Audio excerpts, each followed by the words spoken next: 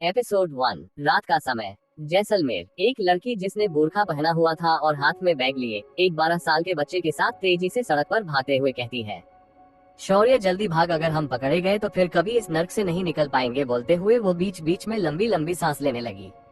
दीदी, मुझसे अब और नहीं भागा जा रहा है, मैं बहुत थक गया हूँ। इतना बोलकर शौर्य सड़क पर बैठकर हौंफने लगा। तभी वो लड़की रुकी और शौर्य के पास आई और उसे समझाते हुए बोली, शौर्य, तुम तो बहुत स्ट्रॉन्ग एंड ब्रेव बॉय हो ना, तो तुम इतनी जल्दी हार कैसे मान सकते हो? और वैसे भी हम रेलवे स्टेशन पहुंचने वाले हैं और फिर हम यहाँ से बहुत दूर चले जाएंगे। चलो उठो जल्दी। और दोनों फिर से तेजी से भागने लगे। वही दूसरी तरफ एक घर में एक औरत जल्दी जल्दी सीढ़ियों से नीचे उतरते हुए आती है। उसके चेहरे पर परेशानी के भाव साफ दिख रहे थे और वो हॉल में खड़े एक आदमी से कहती है, सुनिए, आराध्या घर में नहीं है, मैंने पूरे घर में उसे ढूंढा मगर वो कहीं नहीं मिल रही। इतना कहकर वो औरत उस आदमी के पास जाकर खड़ी हो जाती है। ये है मीना, आराध्या की चाची। ये तुम क्या बोल रही हो मीना? ये है रमेश, आराध्या के चाचा। मैंने तुमसे कहा था ना आराध्या पर नजर रखना, फिर ऐसे कैसे भाग गई वो? अगर वो नहीं मिली तो जो रुपए हमारे पास आए हैं वो भी नहीं रहेंगे, हम बर्बाद हो जाएंगे, उस आदमी ने कहा और अपना सर पकड़कर जमा पर बैठ गया। फिर थोड़ी देर बाद वो आदमी उठा और बोला, नहीं, कैसे भी करके हमें उसे ढूंढना होगा, क्योंकि अभी थोड़ी देर में साहब आने वाले हैं और उनको अगर आराध्या यहाँ नहीं मिली तो वो हम दोनों की जान ले लेंगे। उस आदमी ने इतना कहा ही था कि उनके घर के बाहर एक एक करके कई सारी काले रंग की गाड़ियाँ रुकी और उन कार में से एक आदमी उतरा। मस्कुलर बॉडी और चेहरे पर बहुत सारे कट के निशानों के साथ वो बहुत डरावना लग रहा था और उसकी हाइट लगभग 5.10 थी। ये है जैसलमेर का गुंडा और वहाँ के MLA का बेटा राका, जिसमें दया नाम की कोई चीज नहीं है। लड़कियों की जिंदगी से खिलवाड़ करना, मर्डर करना इसका पेशा है। वो चलकर अदन घर में आया और वहाँ लगे सोफे पर राजा की तरह बैठ गया और मीना और उसके पति रमेश की तरफ देख के अपनी कड़क आवाज में बोला, बुलाओ मेरी जान को, मुझसे अब और इंतजार नहीं हो रहा, मैं आज ही उसे अपने साथ लेकर जाऊंगा, लेकर आओ उसे जल्दी। उसकी बात सुनकर रमेश और मीना के पसीने छूटने लगे। डर से उनका पूरा शरीर कांपने लगा। वो मन में सोचने की, अगर राका को पता चला कि आराध्या घर से भाग गई है तो वो उन्हें जिंदा जला देगा। यही सब सोचकर उनकी हालत और खराब हो रही थी। तभी उन दोनों के कानों कान में राका की गुस्से भरी आवाज आई, तुम दोनों यहाँ खड़े क्यों हो, जाओ और लेकर आओ उसे।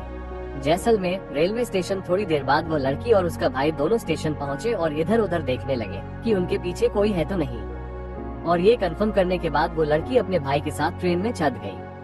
आराध्या के घर। अब भी वो दोनों कुछ नहीं बोले तो राका ने अपने एक आदमी को कुछ इशारा किया तो वो आदमी आराध्या के रूम में गया और फिर वापस आकर राका से बोला, कमरे में कोई नहीं है। ये सुन राका की आंखें गुस्सा से लाल हो गई। वो सोफे पर से उठा और सीधे जाकर रमेश का गला पकड़ ऊपर उठा लिया। उसकी पकड़ इतनी तेज थी कि वो ढंग से सांस भी नहीं ले पा रहा था। वो लगातार बचने के लिए अपने हाथ पैर चला रहा था। तभी राका ने गुस्से में कहा, बता कहाँ है तेरी भतीजी, बता नहीं तो तेरा राम नाम सत्य यही कर दूंगा। इतना बोल राका ने उसे छोड़ा तो वो जमीन पर गिरकर बुरी तरह से खांसने लगा। मीना ये सब देख डर के मारे अपनी जगह जम सी गई। फिर राका ने रमेश को कॉलर से पकड़ते हुए खड़ा किया और उसके सिर पर बंदूक तान दी। तभी रमेश डरते हुए अपनी लड़खड़ाती आवाज में बोला, साहब वो आराध्या घर से भाग गई अपने भाई को लेकर, कहकर उसने अपनी आंखें नीचे कर ली। राका ने जैसे ही ये सुना उसने अपनी गर्दन पर हाथ फेरा और जोर जोर से हंसने लगा और वो बार बार एक ही बात दोहरा रहा था, वो भाग गई वो। उसकी भयानक हंसी पूरे घर में गूंजने लगी। उसकी इस हरकत को देख हॉल में मौजूद सभी लोग डर से कांप रहे थे, क्योंकि राका बिल्कुल किसी साइको की तरह बिहेव कर रहा था। फिर राका ने बिना मुड़े ही अपने लोगों से कहा, मुझे वो लड़की आज किसी भी कीमत पर मेरे पास चाहिए, वरना मेरे हाथों मरने के लिए तैयार हो जाओ। उसकी बात सुन वो लोग ऐसे भागे जैसे गधे के सिर से सिंह, क्योंकि उन्हें भी पता है कि उनका बॉस कितना खतरनाक है। फिर राका ने रमेश के मुंह पर एक पंच मारा। पंच इतनी जोर का था कि रमेश के मुंह और नाक में से खून आने लगा और वो लड़खड़ा के नीचे गिर गया। मीना घबराकर जल्दी से रमेश के पास आने को हुई, लेकिन राका के आदमियों ने उसे पकड़ लिया और वो बस चिल्लाती रही, साहब छोड़ दीजिए उन्हें, मत मारिए उन्हें। तभी राका मीना के पास आया और उसे भी कसकर एक थप्पड़ मार दिया। थप्पड़ लगते ही वो बेहोश हो गई। फिर राका मुड़कर रमेश के पास गया और बंदूक उसके सिर पर रखी। वो जैसे ही ट्रिगर दबाने को हुआ तभी उसका फोन बज उठा।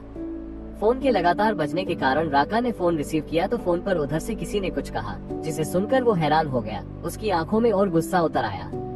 रेलवे स्टेशन पर वो लड़की जैसे ही ट्रेन में चढ़ी, किसी ने पीछे से उसका हाथ पकड़ लिया और फोन पर उस शख्स की बात सुनकर राका की आंखें गुस्से में लाल हो गई। उसने फोन कट किया और वहाँ से जाने लगा।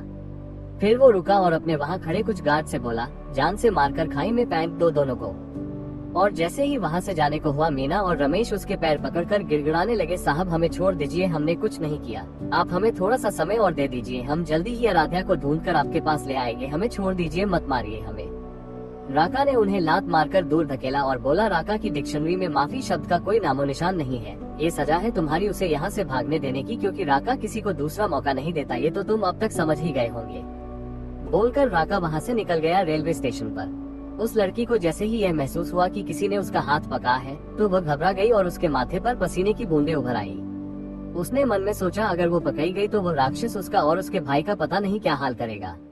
नहीं, मुझे कुछ तो करना होगा। वो अभी यह सोच ही रही थी कि उसे उस आदमी की आवाज सुनाई दी। आराध्या, उस आदमी ने कहा और उसका हाथ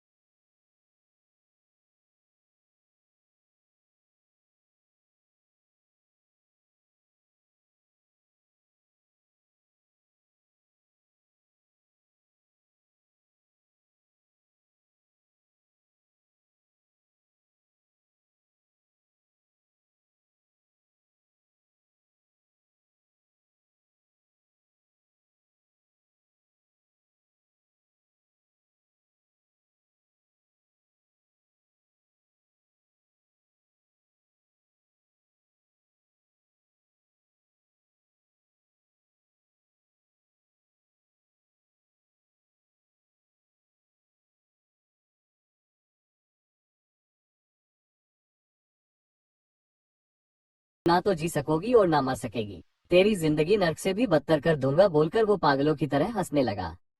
अगली सुबह मुंबई शेखावत मेंशन, एक 26 साल का लड़का, ग्रीन आइज, मस्क्यूलर बॉडी और हाथ में ब्रांडेड वॉच के साथ ब्लैक कलर का 3 पीस सूट पहने सोफे पर किसी राजा की तरह बैठा था और उसके सामने नौकरों की एक फौज लाइन लगाकर खड़ी थी। सभी ने अपने सिर को नीचे झुका रखा था। तभी वहाँ एक की रौबदार और गुस्से से भरी आवाज आई, Who did all this? तभी उन सब नौकरों में से एक लड़की डरते हुए सामने आई और कांपती हुई आवाज में बोली, आई एम सॉरी सर, मुझे नहीं पता था कि मैं को बादाम से एलर्जी। वो बस इतना ही बोल पाई कि वो लड़का अपनी सख्त और गुस्से भरी आवाज में बोला, shut up and gate out from here, इससे पहले कि मैं अपना आपा खो दूं और तुम्हें जान से मरवा दूं, मेरी नजरों से दूर हो जाओ और दोबारा मुझे यहाँ नजर मत आना। वो लड़की रोते हुए वहाँ से चली गई। राजवीर, सुबह सुबह तुम क्यों इतना गुस्सा कर रहे हो? देखो ये सब कितना डर रहे हैं तुमसे। एक लड़की जिसने लाइट पिंक कलर की नेट की साड़ी पहनी हुई थी, वो सीढ़ियों से धीरे धीरे नीचे आते हुए बोलती है, ये है अंजलि, राजवीर की बहन। दी, आपको नीचे आने क्या जरूरत थी, आप बस आराम करिए, राजवीर ने कहा और उसे कंधे से पकड़ते हुए धीरे से सोफे पर बैठा दिया। अंजलि, राज मैं बिल्कुल ठीक हूँ, और फिर सर्वेंट्स की ओर देखकर आप सब जाए और अपना काम कीजिए। दी, आपको नहीं पता इन्होंने क्या किया है, मुझे सब पता है, और तुम्हें उस लड़की को इतना नहीं डांटना चाहिए था, वो नई थी, उसे नहीं पता होगा। दी, मैं आपकी हेल्थ के साथ कोई भी लापरवाही बर्दाश्त नहीं कर सकता। अच्छा अच्छा ठीक है, इतना हाइपर मत हो और ऑफिस जाओ, नहीं तो लेट हो जाओगे। ठीक है दी, और आप अपना ख्याल रखना, कहकर राजवीर ने अंजलि के माथे पर किस किया और घर से बाहर चला गया। दूसरी ओर मुंबई, कार्तिक आराध्या और शौर्य को अपने साथ अपने घर ले आया। जानकी जी, कार्तिक की माँ, ने जब आराध्या को देखा तो वो उसके गले जा लगी और बोली, आराध्या बेटा तुम ठीक हो, तुम बिल्कुल भी चिंता मत करना, अब हम सब तुम्हारे साथ हैं और तुम्हें कुछ नहीं होने देंगे। आराध्या ने भी सिर हिलाते हुए हाँ कहा। जानकी जी, बच्चों को आराम तो करने दीजिए, बातें तो बाद में भी हो जाएंगी, राघवेंद्र जी ने कार्तिक के पापा आराध्या के सिर पर प्यार से सहलाते हुए कहा। जी कहकर जानकी जी आराध्या और शौर्य को अपने साथ उनके कमरे में लेकर चली गई। रात का समय, कार्तिक का घर। आराध्या अपने रूम में जाते ही सो गई थी। न जाने कितने दिनों बाद उसे चैन की नींद आई थी। रात को आराध्या की नींद जानकी जी के जगाने से खुली। आराध्या बेटा उठो और डिनर कर लो जी आंटी, कहकर आराध्या हाथ मुंह धोकर उनके साथ नीचे हॉल में चली गई। डाइनिंग टेबल पर राघवेंद्र जी, कार्तिक और शौर्य पहले से ही मौजूद थे, बस आराध्या के आने का इंतजार कर रहे थे। आराध्या और जानकी जी भी वहाँ बैठ गई और सब डिनर करने लगे। तभी कार्तिक बोला, आराध्या तुमने आगे क्या सोचा है?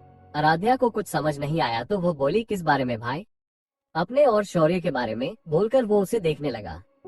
आराध्या ने कुछ नहीं कहा तो कार्तिक फिर बोला, देखो आराध्या, अब तुम्हें अपनी जिंदगी में आगे बढ़ना चाहिए। तुम्हें अपने और शौर्य के बारे में सोचना चाहिए। वो अभी छोटा है, इसलिए तुम्हें ही उससे जुड़े हर फैसले लेने होंगे। उसे इस समय अच्छी एजुकेशन की जरूरत है और तुम्हें भी अपना करियर बनाना चाहिए। आराध्या, मैं तुम पर कोई दबाव नहीं डाल रहा हूँ, लेकिन मैं ये चाहता हूँ कि तुम सेल्फ डिपेंडेंट बनो। तुम इतनी स्ट्रॉन्ग बनो कि कल को अगर तुम्हारा अतीत तुम्हारे सामने आता है तो तुम उसका सामना बिना किसी डर के कर सको। तभी जानकी जी बोली, कार्तिक सही कह रहा है बेटा, अगर तुम्हारा काम में ध्यान लगा रहेगा तो तुम उन बुरी यादों से भी बाहर आ पाओगी। आराध्या, तुम्हारा जो भी फैसला होगा हम सब उसमें तुम्हारे साथ हैं। ये बोलकर कार्तिक ने आराध्या के सिर को प्यार से सहलाया और शौर्य को लेकर अपने रूम में चला गया तो बाकी सब भी अपने अपने रूम में चले गए। आराध्या भी रूम में आकर कार्तिक की कही बातों के बारे में सोचने लगी और सोचते सोचते वो नींद के आगोश में चली गई। अगली सुबह शेखावत मैंशन। राजवीर आज बहुत ही डैशिंग लग रहा था। उसके कान में ब्लूटूथ लगा हुआ था और वो बड़े ही एलिगेंट तरीके से किसी से बात करता हुआ सीढ़ियों से नीचे आ रहा था। Hmm walk, I will be right there, ये बोल वो अपने लंबे लंबे कदमों से बाहर जाने लगा। तो अंजलि, जो इस वक्त डाइनिंग टेबल पर ब्रेकफास्ट सर्व करवा रही थी, उसे देख सुबह जल्दी जाते हुए देखकर बोली, राज इतनी जल्दी में कहाँ जा रहे हो? ब्रेकफास्ट तो करते जाओ। दी, आज मेरी एक बहुत इम्पोर्टेंट मीटिंग है, इसलिए मुझे जल्दी जाना है। मैं ब्रेकफास्ट ऑफिस में ही कर लूंगा। ये बोल राजवीर जल्दी से अपनी मर्सिडीज में बैठकर चला गया। फिर अंजलि भी वहाँ से सिद्धिविनायक मंदिर जाने के लिए निकल गई। दूसरी तरफ आराध्या और बाकी सब ने जब ब्रेकफास्ट कर लिया तो आराध्या ने उन्हें बताया कि उसने एक फैसला किया है कि वो जॉब करना चाहती है और शौर्य का भी एक अच्छे स्कूल में एडमिशन कराना चाहती है। सब उसका ये फैसला सुनकर बहुत खुश हुए। तभी कार्तिक बोला, तो ठीक है, फिर तुम मेरी कंपनी ज्वाइन कर लो, बल्कि तुम आज से ही ज्वाइन कर लो। इस पर आराध्या ने कहा, नहीं भाई, मैं अपने बलबूते पर कुछ करना चाहती हूँ और फिर आपने ही तो कहा था कि मुझे स्ट्रोक बनना है, तो आप ये समझ लीजिए कि ये मेरी नए सफर की पहली सीढ़ी है जो मैं बिना किसी सहारे के चलना चाहती हूँ। लेकिन आराध्या, अगर तुम मेरे साथ काम करोगी तो मुझे भी तसल्ली रहेगी। तुम्हें कहीं और जॉब करने की जरूरत नहीं है, ये तुम्हारी भी कंपनी है। प्लीज भाई, मुझे जॉब करने दीजिए प्लीज। कार्तिक का मन तो नहीं था कि वो कहीं और जॉब करे, लेकिन आराध्या की खुशी के लिए उसने हाँ कर दी। फिर आराध्या ने खुश होकर कहा, तो ठीक है भाई, सबसे पहले हम आज शौर्य का एडमिशन कराने जाएंगे। मैंने कुछ स्कूलों के नाम सर्च किए थे तो बस वही जाना है। ठीक है, तो मैं तुम्हारे साथ चलता हूँ, कार्तिक ने कहा और आराध्या के साथ जाने लगा। तभी उसका फोन बजा। कार्तिक ने फोन रिसीव किया तो उधर से आवाज आए, सर आप कितनी देर में आने वाले हैं? मीटिंग का टाइम हो रहा है, क्लाइंट बस आते ही होंगे। कार्तिक के असिस्टेंट अमन ने पूछा। अमन, आज की सारी मीटिंग कैंसिल कर दो, मैं आज ऑफिस नहीं आ पाऊंगा। लेकिन सर, अगर मीटिंग कैंसिल हुई तो कंपनी को बहुत लॉस होगा, अमन ने कहा। कार्तिक कुछ बोलने ही जा रहा था, तभी उसे आराध्या की आवाज आई जो कह रही थी, भाई आप मीटिंग अटेंड कीजिए, मैं और शौर्य चले जाएंगे, आप फिक्र मत करिए, आराध्या ने मुस्कुरा कर कहा। फिर कार्तिक भी उसे अपना और शौर्य का ध्यान रखने का बोल ऑफिस चला गया और आराध्या भी शौर्य के साथ चली गई। दोपहर का समय, आराध्या ने शौर्य का एडमिशन एक अच्छे स्कूल में करा दिया था। वो दोनों वापस आ रहे थे कि शौर्य को रास्ते में एक आइसक्रीम वाला दिखा तो वो खुश होते हुए आराध्या से बोला, दी वो देखो आइसक्रीम, प्लीज चलो नदी चलकर खाते हैं, बहुत दिन हो गए खाए हुए, कहकर शौर्य ने मासूम सी शक्ल बना ली तो आराध्या भी मना नहीं कर पाई और वो दोनों आइसक्रीम वाले के पास चले गए। तभी वहाँ कुछ दूरी पर बैठे दो लड़के आराध्या को देखकर सीटी बजाने लगे। आराध्या ने उन्हें एक नजर देखा और फिर अपनी नजरें फेर ली। वो नहीं चाहती थी कि आज पहले ही दिन कोई तमाशा हो, लेकिन शौर्य को ये सब देखकर गुस्सा आ रहा था। वो भले ही अभी छोटा था, लेकिन कोई उसकी बहन को छे उसे मंजूर नहीं था। वो आगे बढ़ने को हुआ पर आराध्या ने उसका हाथ पकड़ उसे रोक लिया। ये देख उन लड़कों में से एक लड़का बड़े ही कमीनेपन से बोला, अरे अरे मुन्ना को गुस्सा आ रहा है, ये बोल वो जोर जोर से हंसने लगा। शौर्य ने गुस्से से आराध्या से अपना हाथ छुड़ाया और उसने साइड में पड़ा एक पत्थर उठाकर उस लड़के के मारा। लेकिन आज जैसे उनकी किस्मत ही खराब थी, वो पत्थर उन लड़कों को लगने के बजाय सड़क पर दौड़ रही गाड़ी के शीशे पर जा लगा और एक तेज आवाज के साथ वो गाड़ी रोकी। गाड़ी में से एक शख्स बड़ी ही फुर्ती के साथ बाहर आया। हरी आंखें, गेहुआ रंग, चेहरे पर हल्की बियर्ड और उसकी वेल फिटेड बॉडी पर ब्लू टॉक्सिडो पहने वो किसी हीरो से कम नहीं लग रहा था। फिर वो अपनी कोल्ड और गुस्से भरी आवाज में बोला, किसकी इतनी हिम्मत हुई कि उसने मेरी गाड़ी पर पत्थर मारा। उस शख्स की आवाज सुनकर शौर्य डर गया और आराध्या के पीछे छुप गया, लेकिन उस आदमी ने शौर्य को छुपते हुए देख लिया और वो धीरे धीरे उसकी तरफ बढ़ने लगा। वो आदमी जाकर आराध्या के सामने खड़ा हो गया, लेकिन उसकी नजरें सिर्फ शौर्य पर थी, जो डर के मारे आराध्या के पीछे छुप गया था और आराध्या का दुपट्टा अपनी मुट्ठी में पकड़े हुआ था।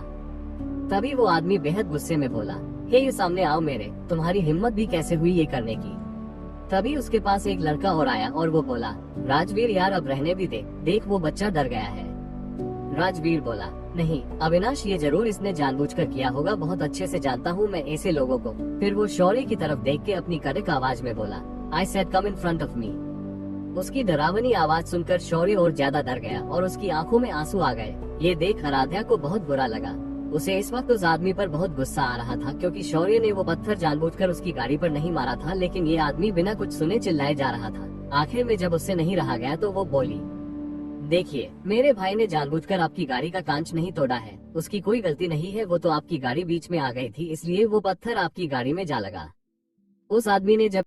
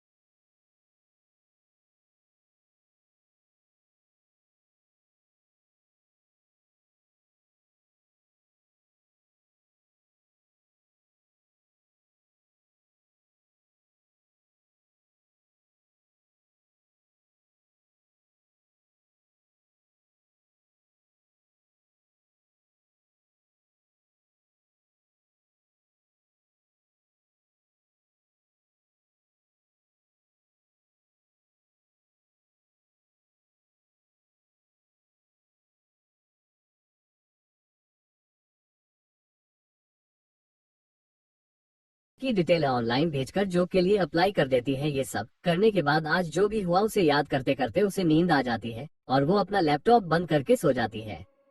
शाम का समय, राजवीर ऑफिस में अपने केबिन में बैठकर कुछ फाइलें पढ़ रहा था। तभी उसके केबिन का डोर खुला और अविनाश अंदर आया और सीधे राजवीर के सामने वाली चेयर पर जाकर बैठ गया।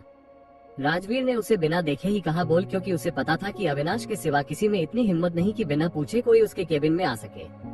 राजवीर की बात सुन अविनाश ने अपना मुंह बना लिया और उसे घूरते हुए बोलना शुरू किया। उस लड़की का नाम आराध्या है और उसके भाई का नाम शौर्य। वो सहगल कंस्ट्रक्शन कंपनी के ओनर कार्तिक सहगल के यहाँ रह रही है। वो कौन है, कहाँ से आए हैं और कार्तिक और उसकी फैमिली से उसका क्या रिलेशन है ये पता नहीं चला। इना बोलकर अविनाश खामोश हो गया तो राजवीर ने उसकी तरफ देखा जैसे उससे पूछ रहा हो, और कुछ भी है जो तुम बताना चाहते हो। अविनाश उसके ऐसे देखने से समझ गया और आगे बोला, उसने आज ही कुछ कंपनीज में जॉब के लिए अप्लाई किया है और उनमें से एक शेखावत इंडस्ट्री भी है।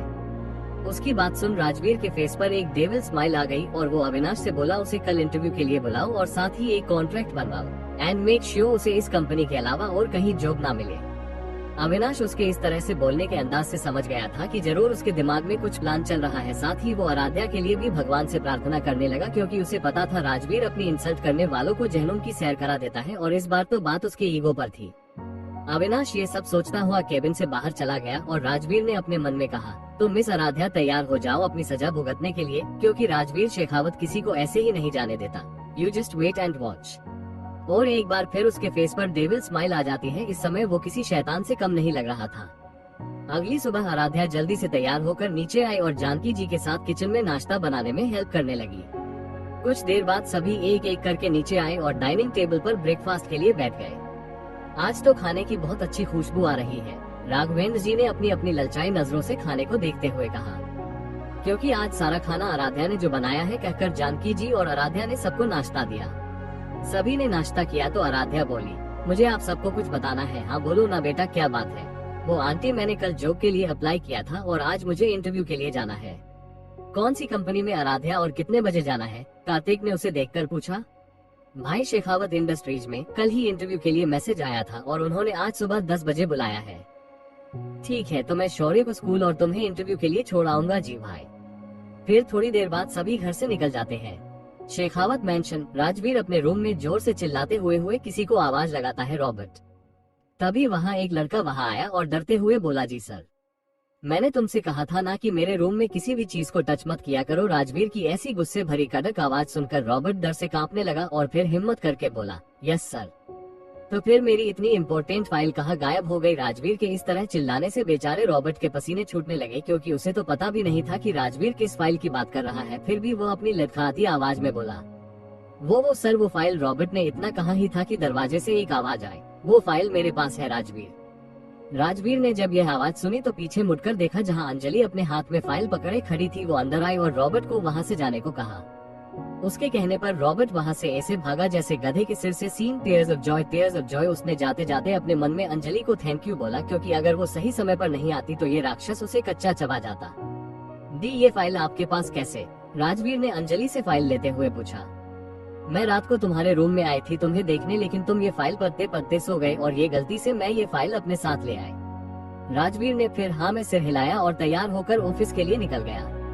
थोड़ी देर बाद वो ऑफिस पहुंचा। उसके चेहरे पर कठोर एक्सप्रेशन थे, लेकिन उसका ऑरा बहुत खतरनाक था। फिर भी इस चेहरे की लाखों लड़कियां दीवानी थी, यहाँ तक कि उसके ऑफिस कई सभी फीमेल एम्प्लॉइज भी उस पे मरती थी। राजवीर अपने केबिन में बैठा और लैपटॉप में मेल चेक करने लगा। दूसरी तरफ आराध्या भी अब तक ऑफिस पहुंच गई थी और उसने रिसेप्शन पर जाकर इंटरव्यू के बारे में पूछा तो रिसेप्शन पर बैठी लड़की, जिसका नाम सौम्या था और उसने भी आज ही ज्वाइन किया था, वो आराध्या से बोली, मिस आराध्या, क्या आपके पास कोई कंफर्मेशन लेटर या मैसेज है? उसकी बात सुन आराध्या ने वो मैसेज दिखाया जो कंपनी द्वारा उसे भेजा गया था। मैसेज चेक करने के बाद सौम्या ने उसे सेकंड फ्लोर पर बने फर्स्ट रूम में जाने को कहा। आराध्या जब वहां पहुंची तो उसे बहुत अजीब लगा, क्योंकि उसने सोचा था कि वहां उसके जैसे और भी लोग इंटरव्यू के लिए आए होंगे, पर वहां तो वो अकेली थी। लेकिन फिर उसने इस बात को इग्नोर किया और आगे बढ़ गई। उसने डोर नॉक किया तो अंदर से आवाज आई, कम इन। आराध्या अंदर गई तो देखा अंदर चेयर पर 30-35 साल का एक शख्स ग्रे कलर का 3-पीस सूट पहने बैठा था। आराध्या ने उसे ग्रीट किया तो उस आदमी ने उसे बैठने का इशारा किया और बोला, तो आपका नाम आराध्या है? आराध्या ने हाँ कहा तो उस आदमी ने उससे आगे और सवाल किए और आखिर में जब सभी सवाल जवाब हो गए तो वो आदमी बोला, congratulations miss Aaradhya, you got this job and you can join it from today.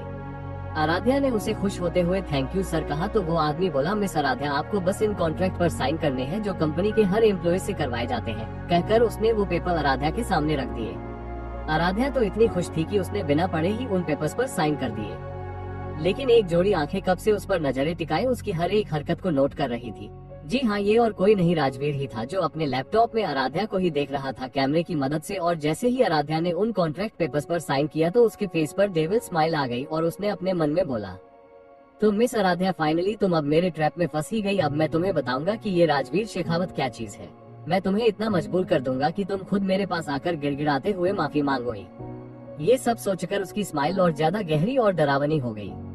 Aaradhya ने उस आदमी से पूछा कि उसे कहाँ जाना है और क्या करना है, तो उस आदमी ने उसे बताया कि उसे सीईओ की पाकी पोस्ट पर रखा गया है और इस समय उसे उनके केबिन में जाकर आज का शेड्यूल बताना है जो 18th फ्लोर पर है। आराध्या ने हाँ में सर हिलाया और उसे दोबारा थैंक्स बोल वहाँ से चली गई। फिर उस आदमी ने किसी को फोन किया और बोला, काम हो गया सर, तो उधर से आवाज आई, गुड। कुछ देर में आराध्या 18th फ्लोर पर पहुंच गई और सीईओ के केबिन के बाहर खड़ी होकर उसने फिर से डोर नॉक किया तो अंदर से एक कड़क आवाज आई, कम इन। आराध्या अंदर गई और उसने अपने बॉस को गुड मॉर्निंग विश किया। उस आदमी की पीठ आराध्या की तरफ थी, जिससे आराध्या उसका फेस नहीं देख पा रही थी, इसलिए वो फिर बोली, सर मुझे आपकी पावरपॉइंट किया गया है। और वो आगे कुछ कहती कि वो शख्स पीछे पलटा तो आराध्या उसे देखकर शॉक्ड हो गई। एकाएक उसके मुंह से निकला, आप यहाँ क्या कर रहे हैं? कहीं आप मेरा पीछा तो नहीं कर रहे? वो शख्स कोई और नहीं राजवीर ही था। उसने आराध्या का शॉकिंग फेस देखकर एक स्माइल की और बोला, हाँ मैं स्वीट हार्ट, और मुझे तुम्हारा पीछा करने की कोई जरूरत नहीं, तुम तो खुद चलकर मेरे पास आए हो। मतलब क्या है आपका? मैं यहाँ जॉब के लिए आई हूँ और ये मेरे बॉस का केबिन है, समझे आप? That is my point sweet heart, तुम जिस कंपनी में जॉब करने आए हो वो मेरी ही कंपनी है और जिसके लिए तुम्हें अपॉइंट किया गया है वो मैं हूँ, I mean your boss, the Rajveer Shekhawat. नहीं, ये नहीं हो सकता, आप झूठ बोल रहे हैं और मुझे यहाँ जॉब ही नहीं करनी। मैं इस जॉब से अभी रिजाइन कर रही हूँ। इतना कहकर वो जैसे ही मुझसे को हुई, राजवीर ने तेजी से आगे बढ़कर उसका हाथ पकड़ लिया और उसे मोड़ के उसकी पीठ से लगा दिया और गुस्से में अपने दांत पीसते हुए बोला, तुम ऐसा कुछ भी नहीं कर सकती क्योंकि तुमने थोड़ी देर पहले ही एक कॉन्ट्रैक्ट साइन किया है। तुमने उसे पढ़ा तो था ना स्वीट हार्ट की उसमें क्या लिखा था? आराध्या उसकी बात सुन अपनी सवाल भरी नजरों से उसे देखने लगी तो राजवीर ने उसे छोड़ा और वहाँ टेबल पर रखे कॉन्ट्रैक्ट पेपर्स को उठाया और आराध्या के हाथ में थमा दिया और बोला, रेड इट। आराध्या ने उस कॉन्ट्रैक्ट पेपर्स को देखा और उसे पढ़ने लगी। जैसे जैसे वो पेपर्स को पढ़ती जा रही थी उसके हाथ पर काम रहे थे और उसकी आंखों में आंसू आ गए। दरअसल उन पेपर्स में लिखा था कि अगर आराध्या 6 महीने से पहले ही ये जॉब छोड़ देती है तो उसे इसके बदले में कंपनी को 1 करोड़ रुपए लॉस के रूप में देने होंगे और वो भी 3 दिन के अंदर। और अगर वो ऐसा नहीं करती है तो कंपनी उसकी फैमिली के बिजनेस को अपने अंडर कर लेगी। तो स्वीट हार्ट, कैसा लगा मेरा सरप्राइज? आखिर आप मुझसे चाहते क्या है? मैं तो आपको जानती तक नहीं हूँ, फिर आप मेरे साथ ऐसा क्यों कर रहे हैं? क्योंकि तुमने मेरे ईगो को हर्ट किया है। तुम्हें याद है ना कि तुमने मुझसे कहा था कि तुम मुझसे माफी नहीं मांगोगी। अगर तुमने मुझसे माफी मांग ली होती तो तुम्हारे साथ ये सब होता ही नहीं। तो अब तुम्हारे पास 2 चॉइस है, पहली की या तो तुम चुपचाप ये जॉब करो और नहीं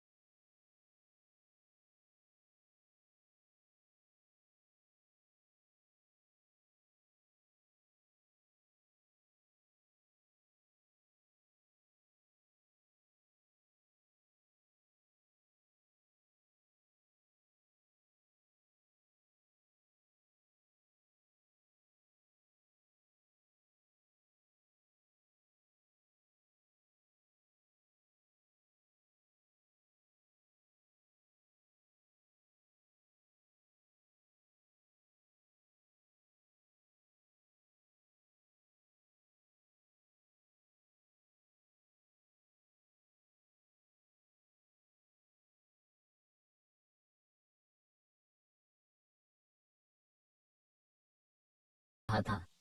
आराध्या की आंखें बड़ी हो गई उसकी इस हरकत से और अपने दोनों हाथों से उसके धक्का देने लगी। वो जितना ज्यादा उसकी पकड़ से छूटने की कोशिश करती, राजवीर की पकड़ उसकी कमर पर और कसती जाती। राजवीर पहले तो उसके होठों किस कम बाइट ज्यादा कर रहा था, लेकिन धीरे धीरे वो उस किस में खोता जा रहा था। उसे उसके होठों का टेस्ट अच्छा लगने लगा और उसकी किस और ज्यादा पैशनेट और डीप हो गई। लगभग 15 मिनट बाद जब आराध्या को सांस लेने में प्रॉब्लम होने लगी तो राजवीर उसके होठों को छोड़ उसके गले पर किस और बाइट करने लगा। आराध्या लंबी लंबी सांसें लेने लगी। उसका चेहरा पूरा लाल हो गया था और जब उसकी सांसें कुछ नॉर्मल हुई तो उसने अपना पूरा जोर लगाकर राजवीर को पीछे की ओर धक्का दिया, जिसकी वजह से वो उससे 2 कदम पीछे हट गया।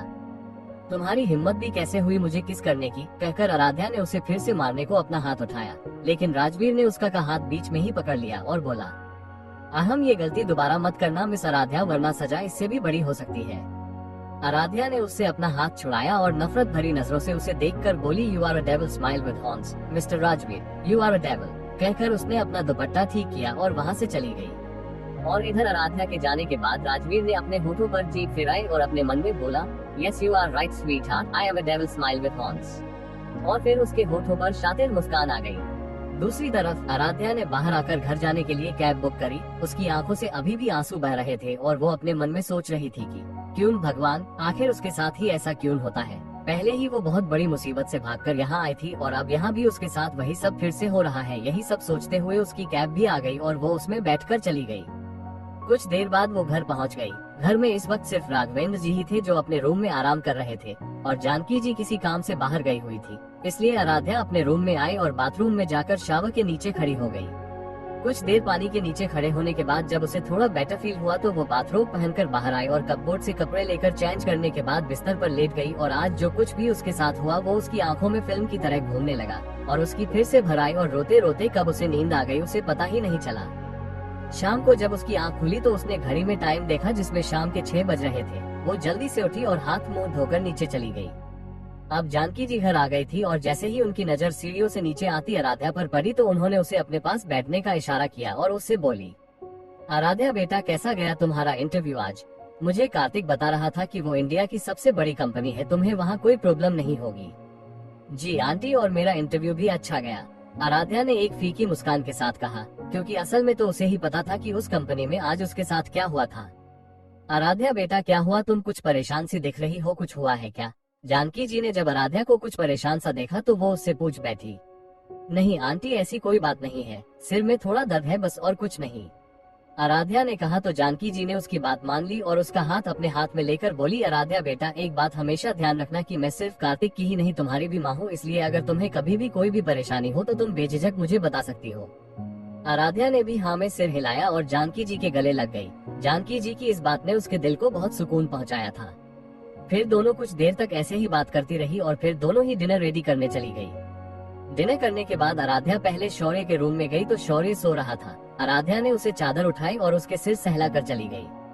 आराध्या जब अपने रूम में आए तो उसके फोन पर एक मैसेज फ्लैश हो रहा था। उसने फोन उठाकर मैसेज पढ़ा तो उसकी आंखें हैरानी से बड़ी हो गई। और रात 10 बजे शेखावत मेंशन। राजवीर अपने रूम में बेड पर आंखें बंद किए लेटा था क्योंकि नींद उसकी आंखों से कोसों दूर थी। वो बस उस एक किस के बारे में सोच रहा था जो उसके और आराध्या के बीच हुई थी। उसे न जाने क्यों बार बार वही याद आ रहा था। उसका दिमाग आराध्या से बदला लेने को कह रहा था लेकिन दिल उससे बगावत कर रहा था। उसका मन कर रहा था कि एक बार और उस एहसास में डूब जाए। ये सब सोचकर उसके फेस पर हल्की सी स्माइल आ गई जो उसे खुद भी पता नहीं चला। इसी उधेड़ बुन में उसके दिमाग में एक ख्याल आया और उसने किसी को मैसेज किया। थोड़ी देर बाद वो मैसेज रीड कर लिया गया लेकिन उसका कोई रिप्लाई नहीं आया। तो उसने गुस्से में अपनी मुट्ठी कस ली और अपना गुस्सा कंट्रोल करने लगा। फिर उसने एक गहरी सांस ली और उसी नंबर पर कॉल लगा दिया। इधर आराध्या ने जब किसी अननोन नंबर से वो मैसेज पाया तो वो हैरान हो गई। उस मैसेज में लिखा था, हे स्वीटहार्ट, अभी तक सोई नहीं, कहीं मेरे बारे में तो नहीं सोच रही, smile with horns, smile with horns. Aaradhya को समझ नहीं आया कि ये किसका मैसेज है लेकिन उसे थोड़ा डर लगने लगा था, इसलिए उसने वो मैसेज डिलीट किया और बेड पर लेट गई। लेकिन थोड़ी देर बाद ही उसका फोन रिंग करने लगा। आराध्या ने जब फोन को स्क्रीन पर देखा तो उसे उसी नंबर से कॉल आया था। पहले तो उसने कॉल कट कर दी लेकिन जब बार बार फोन रिंग करने लगा तो उसने हिम्मत करके फोन रिसीव किया तो उधर से एक कठोर और गुस्से भरी आवाज आई, Who dare you to hang up my call? आइंदा से मेरी कॉल कट करने की हिम्मत भी मत करना, वरना अभी तो सिर्फ तुम्हें किस किया है, आगे और भी बहुत कुछ हो सकता है। राजवीर ने गुस्से में कहा, आपको मेरा नंबर कैसे मिला और आप मुझे ऐसे धमकी नहीं दे सकते, समझे आप। आराध्या ने जब उसकी किस वाली बात सुनी तो वो समझ गई कि ये कोई और नहीं राजवीर ही है और उसने गुस्से में उसे जवाब दिया, तुम शायद भूल रही है स्वीटहार्ट कि मैं थे राजवीर शेखावत हूँ, मेरे लिए कोई भी काम मुश्किल नहीं। ये सब छोड़ो और मुझे बताओ कि तुमने क्या फैसला लिया है, तुम ये जॉब करोगी या नहीं? मैंने आपसे कहा ना कि मैं ये जॉब नहीं करूँगी। ठीक है तो मत करो, फिर कल अपने छोटे से भाई की मौत की जिम्मेदार तुम होंगी, राजवीर ने उसे डेविल स्माइल के साथ कहा। नहीं, आप ऐसा कुछ नहीं करेंगे, आराध्या ने रोते हुए कहा। मैं ऐसा कर सकता हूँ स्वीटहार्ट। नहीं नहीं, मैं ये जॉब करने के लिए तैयार हूँ, बस आप मेरी फैमिली को कुछ ना करें, आराध्या ने अपनी कांपती हुई आवाज में कहा। तो ठीक है, कल शाम सुबह के 9 बजे ऑफिस आ जाना, नहीं तो। अपनी बात में ही अधूरी छोड़ उसने फोन कट कर दिया। राजवीर को पता नहीं क्यों आराध्या के हाँ करने से दिल के किसी कोने में सुकून सा महसूस हुआ और कुछ देर बाद ही उसे नींद आ गई। और इधर आराध्या की उसकी बात सुनकर नींद गायब हुए गई थी। अगली सुबह आराध्या ने जल्दी उठकर जानकी जी की किचन में मदद करते हुए उन्हें बताया कि उसकी जॉब लग गई है और आज उसकी जॉब का पहला दिन है। जानकी जी ने भी घर में सबको ये बात बता दी और उसे ऑफिस जाने से पहले सिद्धिविनायक मंदिर माथा टेकने को बोला। आराध्या ने भी हाँ कहा और ब्रेकफास्ट करके कार्तिक की कार में बैठकर चली गई। कार्तिक और आराध्या मंदिर पहुंचे तो वहाँ पर काफी भीड़ थी। कार्तिक और आराध्या सीढ़ियों से ऊपर चढ़ने लगे तो वहाँ पर बहुत धक्का मुक्की होने लगी। तभी एक लड़की का पैर फिसला और वो जैसे ही गिरने को हुई, दो मजबूत हाथों ने उसे थाम लिया। वो लड़की जिसने गिरने के डर से अपनी आंखें बंद कर ली थी, जब उसे एहसास हुआ कि वो सही सलामत है तो उसने अपनी आंखें खोली। सामने खड़े लड़के को देखकर वो उसमें खो सी गई। जेल से सेट किए बाल, ब्लैक शर्ट जिसकी बाजू कोहनी तक फोल्ड थी और ब्लू जीन्स पहने वो एकदम बवाल लग रहा था। तो वही वो लड़का भी उस लड़की को निहारे जा रहा था। कान में छोटे छोटे झुमके, काजल से सनी आंखें और पीली साड़ी पहने वो लड़की बहुत खूबसूरत लग रही थी। ये कोई और नहीं बल्कि अंजलि थी। मंदिर में आते जाते सभी लोग उन दोनों को देख रहे थे। जब आराध्या को ये महसूस हुआ कि कार्तिक उसके साथ नहीं है तो उसने पीछे मुड़कर देखा और कार्तिक के पास आकर बोली, कार्तिक भाई क्या हुआ, आप ठीक तो है ना? उसकी आवाज सुन कार्तिक और अंजलि एक झटके से अलग हुए कि अंजलि फिर से गिरने लगी तो कार्तिक ने उसे फौरन संभाल लिया। कार्तिक ने उससे पूछा, आप ठीक तो है ना? तो अंजलि बोली, हाँ मैं ठीक हूँ, बस पैर में थोड़ी मोच आ गई है शायद। चलिए हम आपको ऊपर मंदिर में ले चलते हैं। अंजलि ने हाँ में अपनी गर्दन हिलाई। फिर तीनों ने दर्शन किए और अपनी कार के पास आ गए। अंजलि ने उन दोनों को थैंक यू कहा और वहाँ से चली गई। उसके जाने के बाद आराध्या और कार्तिक भी चले गए शेखावत मेंशन। राजवीर रेडी होकर नीचे आ रहा था। उसके कान में ब्लूटूथ लगा था। उसकी नजर दरवाजे पर गई जहाँ अंजलि को एक मेड सहारा देकर अंदर ला रही थी। राजवीर जल्दी से अंजलि के पास गया और मेड को वहाँ से जाने को कहा और अंजलि को सोफे पर बैठाते हुए पूछने लगा, दी आपको ये चोट कैसे लगी और आप अपना ध्यान क्यों नहीं रखती है? राज मैं ठीक हूँ, बस थोड़ी सी मोचाई है पैर में, थोड़ा आराम करूंगी तो ठीक हो जाऊंगी, तुम चिंता मत करो, अंजलि ने उसे समझाते हुए कहा। ठीक है मैं आपको रूम में ले चलता हूँ, कहकर राजवीर ने उसे रूम में छोड़ा और डॉक्टर को फोन किया। थोड़ी देर बाद डॉक्टर चेक कर मेडिसिन देकर चले गए। राज अब तुम भी ऑफिस जाओ नहीं तो लेट हो जाओगे। फिर राजवीर उसे ख्याल रखने का बोल वहाँ से ऑफिस चला गया। आराध्या जब ऑफिस पहुंची तो उसे रिसेप्शन पर बैठी सौम्या ने आवाज लगाई तो आराध्या रुककर उसकी ओर सवालिया नजरों से देखने लगी तो सौम्या बोली, आराध्या क्या जॉब के लिए तुम सेलेक्ट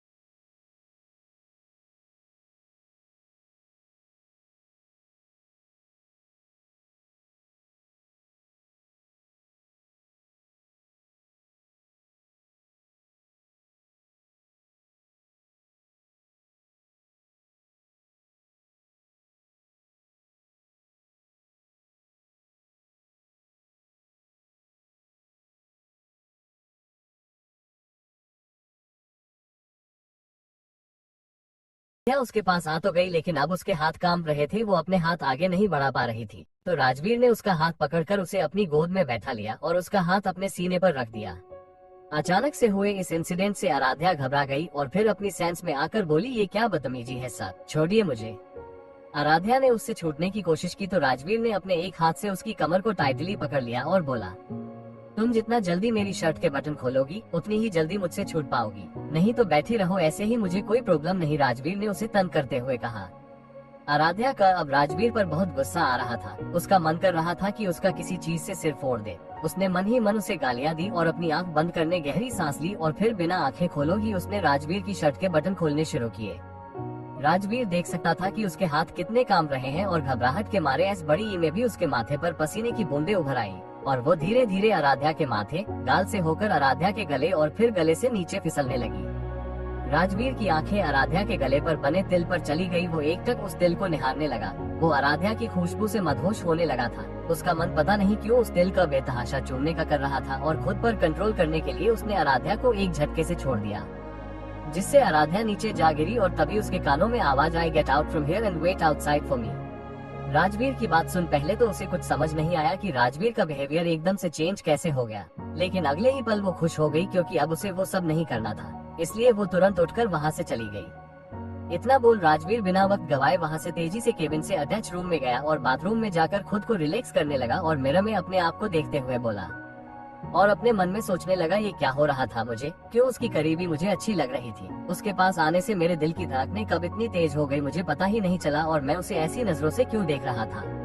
फिर अपना चेहरा सख्त करके, नहीं वो लड़की मेरे लिए कोई मायने नहीं रखती, मेरे लिए वो सिर्फ मेरी असिस्टेंट है बस और कुछ नहीं। और यहाँ डोर के बाहर खड़ी होकर आराध्या खुद में ही बड़बड़ा रही थी। पता नहीं क्या समझते हैं खुद को, एक नंबर के एक्टू और घमंडी इंसान है। पता नहीं इनके घर वाले कैसे झेलते होंगे इन्हें, वहाँ भी सबको धमकी देते फिरते होंगे। फिर राजवीर की एक्टिंग करते हुए, अगर तुमने ये नहीं किया तो मैं तुम्हारे साथ ये कर दूंगा वो कर दूंगा। सही नाम रखा है मैंने इनका बिना पूंछ का मॉन्स्टर। पर कोई और भी था जो अपने हाथ बांधे खड़ा होकर उसकी बात सुन रहा था और उसे गुस्से से घूर रहा था। बोलते बोलते उसकी नजर सामने खड़े शख्स पर गई तो वो एकदम चुप हो गई और अपनी नजरें चुराने लगी। शेखावत मेंशन। अंजलि बेड पर लेटी हुई थी और उसके जहन में मंदिर का वाक्य घूम रहा था जब कार्तिक ने उसे गिरने से बचाया था। वो बार बार अपनी करवटें बदल रही थी और फिर आखिर में वो उठकर बैठ गई और खुद से बोली, हम तो आपका नाम कार्तिक है, बहुत ही प्यारा नाम है और आप भी बहुत ही अच्छे हैं। कहकर वो मुस्कुराने लगी। फिर उसे एहसास हुआ कि वो अकेले अकेले मुस्कुरा रही है तो उसने अपने सिर पर चपत लगाई और बोली, अंजलि ये तू क्या कर रही है, उन्हें याद करके तुझे क्यों इतनी खुशी हो रही है। फिर थोड़ा रोक कर, लेकिन कुछ भी कहो वो थे बहुत हैंडसम, उस ब्लैक शर्ट में तो बहुत ही बवाल लग रहे थे। कार्तिक को याद करते ही उसका चेहरा खिल उठा था, लेकिन फिर वो उदास होते हुए बोली, पता नहीं अब कब हमारी मुलाकात होगी। और बिस्तर पर लेट के वो फिर से कार्तिक के ख्यालों में खो गई। इधर ऑफिस में आराध्या ने जब उस शख्स को देखा तो वो घबरा कर इधर उधर देखने लगी और अपने मन में बोली, ये तो वही है जो उस दिन उस मॉन्स्टर के साथ थे, कहीं इन्होंने मेरी बातें तो नहीं सुन ली।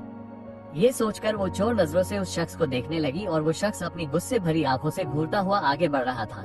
वो शख्स आराध्या के पास आया और बोला, क्या बोल रही थी तुम अभी, मॉन्स्टर वो भी बिना पूंछ का। आई एम सॉरी सर, वो गलती से, आराध्या ने उससे माफी मांगते हुए कहा, लेकिन वो शख्स तभी जोर जोर से हंसने लगा।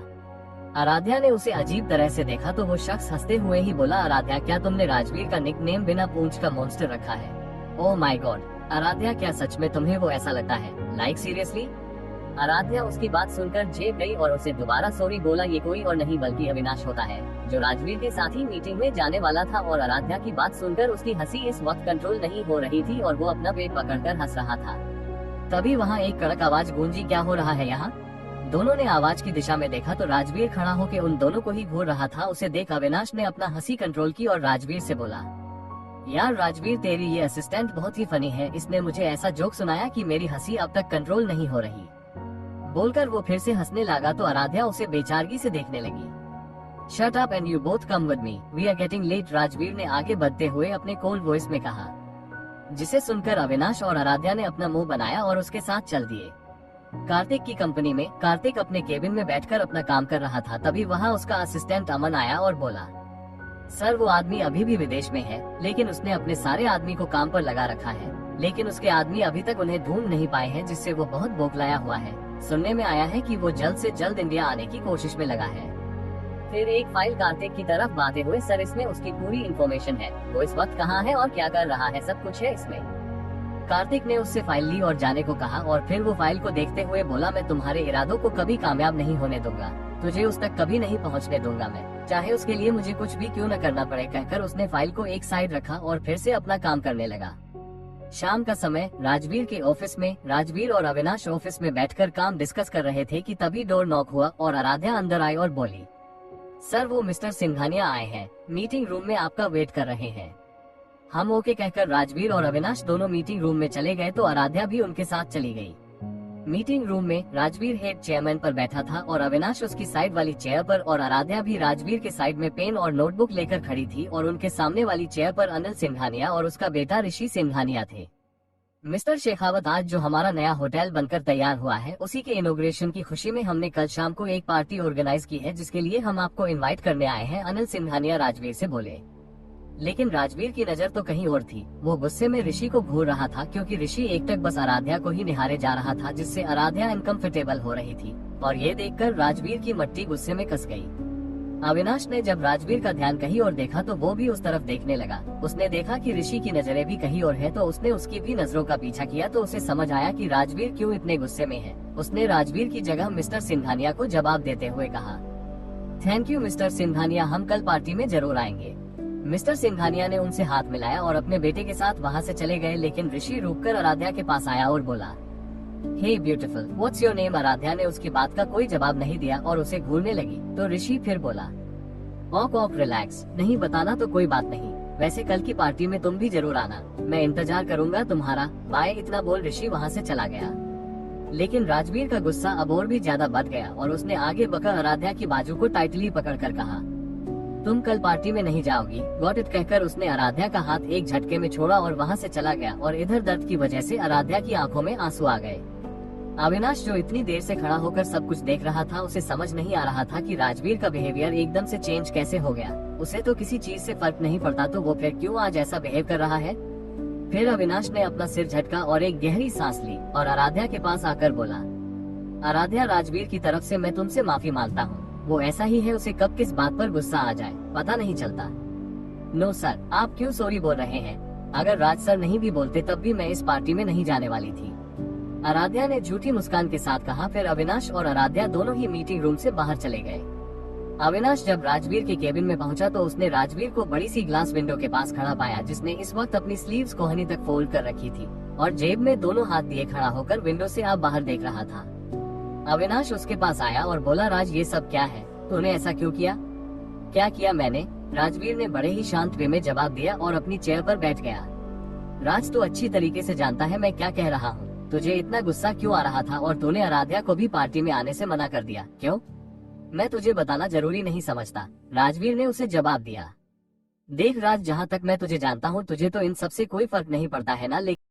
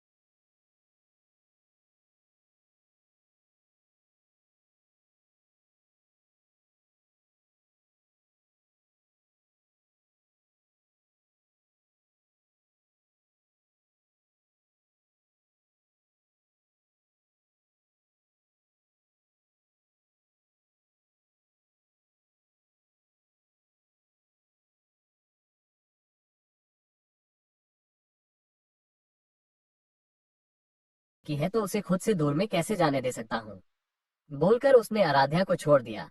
आराध्या की धड़कनें अपनी गर्दन पर राजवीर की गर्म सांसों को महसूस करने मात्र से ही कब इतनी बढ़ गई थी कि उसे पता ही नहीं चला, और राजवीर के छोड़ते ही वो जल्दी से केबिन से बाहर निकलकर लंबी लंबी सांसें लेने लगी। आराध्या को ये सब सुनकर जैसे शौक सा लग गया था। उसके गले से कोई शब्द ही नहीं फूट रहे थे। वो जल्दी से अपने केबिन में गई और चेयर पर बैठकर अपनी सांसों को कंट्रोल करते हुए अपना सिर पकड़कर खुद से बोली, ये सब क्या हो रहा है मेरे साथ? मैं एक मुसीबत से बचकर यहाँ आई थी और अब ये दूसरी मुसीबत मेरे सामने खड़ी हो गई है। समझ नहीं आ रहा मैं क्या करूँ। और ये राजवीर सर, इन्हें मुझसे प्यार कब हो गया? लेकिन मुझे किसी से प्यार नहीं करना। ये सारे मर्द एक जैसे होते हैं जिन्हें सिर्फ लड़कियों के जिस्म से मतलब होता है बस।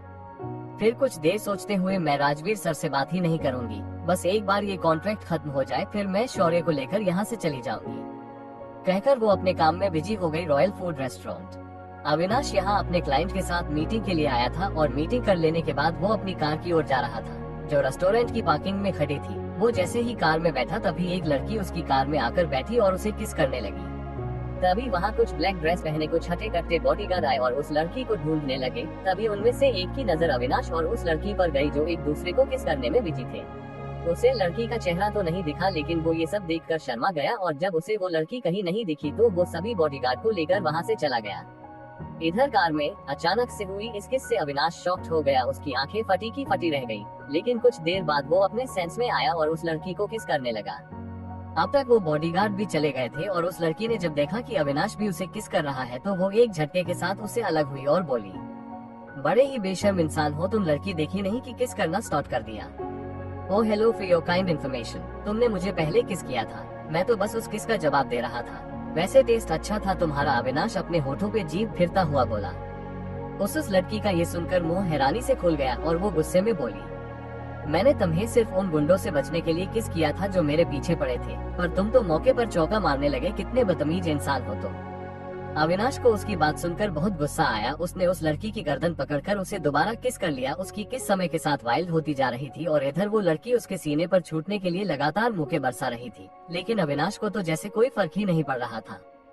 करीब 20 मिनट बाद उसने उस लड़की को छोड़ा जो लगभग बेहोशी की हालत में पहुंच गई थी और छूटते ही वो लंबी लंबी सांसें लेने लगी। तो इसे कहते हैं बदतमीजी। अविनाश उसकी उखती हुई सांसें को देखकर आंख मारते हुए बोला, यूं मैं देख लूंगी तुम्हें, कहकर वो लड़की गुस्से में दंडाते हुए वहां से चली गई। तो अविनाश के चेहरे पर एक दिलकश स्माइल आ गई और वो अपने बालों में हाथ फेरकर अपनी गाड़ी स्टार्ट करके वहां से चला गया।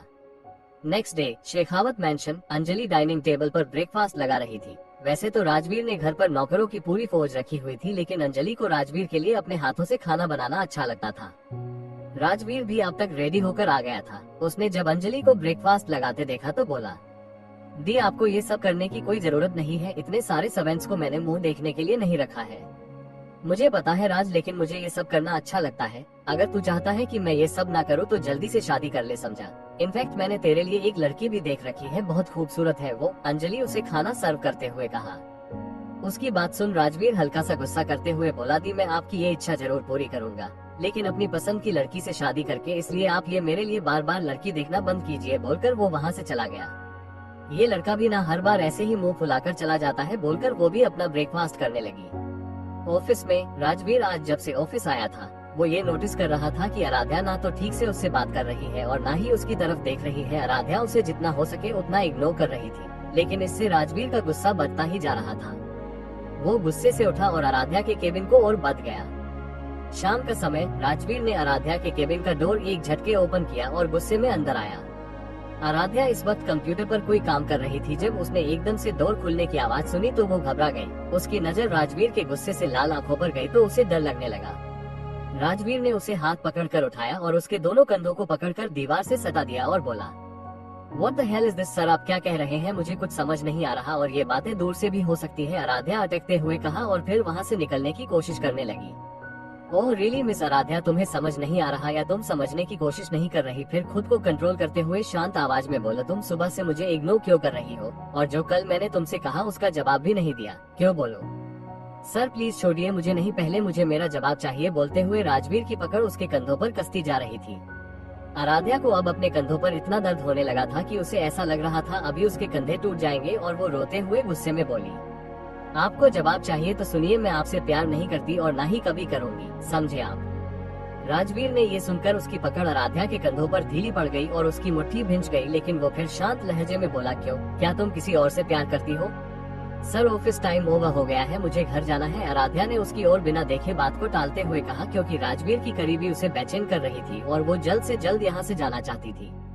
राजवीर ने जब उसे इतनी बेरुखी से बात करते हुए देखा तो उसकी आंखों में आंसू आ गए और वो आराध्या के केबिन से निकलकर अपने केबिन में चला गया और गुस्से में केबिन का सारा सामान इधर उधर फेंकते हुए बोला, नहीं आराध्या, तुम्हें मुझसे प्यार करना ही होगा, चाहे मुझे तुम्हारे साथ जबरदस्ती ही क्यों ना करनी पड़े। तुम मेरा जुनून, पागलपन बनती जा रही हो, और अगर तुमने मेरे अलावा किसी और को चुना तो मैं उसे जान से मार दूंगा, क्योंकि तुम पर सिर्फ मेरा हक है, सिर्फ मेरा। बोलकर वो वहाँ से चला गया। अगली सुबह आराध्या को आज हल्का फीवर था और उसे ट्रैफिक की वजह से ऑफिस आने में थोड़ा लेट हो गई थी। जब वो ऑफिस में आई तो उसे कुछ अजीब लगा, क्योंकि सब उसे ही देख रहे थे और ऑफिस में भी आज पिन ड्रॉप साइलेंस था और कोई भी किसी से बात नहीं कर रहा था। आराध्या ने जब वहाँ से जा रहे पियोन से पूछा कि आज कुछ हुआ है क्या, तो वो पियोन बोला, मैम आपको नहीं पता कि अभी थोड़ी देर पहले क्या हुआ? तो आराध्या ने नामे सिर हिलाया तो वो पियोन बोला, मैम अभी थोड़ी देर पहले सीईओ सर ऑफिस आए थे और वो बहुत गुस्से में थे। उन्होंने आधे 5 लोगों को फायर कर दिया क्योंकि वो सिर्फ ऑफिस टाइम से 1 मिनट लेट थे, और ये सब भी आपको इसलिए देख रहे हैं क्योंकि आप आधा घंटा लेट हैं। पता नहीं सर अब आपके साथ क्या करेंगे, कहकर वो पियोन जल्दी से वहाँ से चला गया। लेकिन जाते जाते आराध्या के दिल में डर पैदा कर गया, क्योंकि वो राजवीर का गुस्सा पार्टी वाली रात देख चुकी थी। आराध्या राजवीर के केबिन के बाहर पहुंची तो उसे अंदर से चिल्लाने की आवाज आ रही थी। वो हिम्मत करके अंदर गई तो अंदर का नजारा देखकर स्तब्ध रह गई।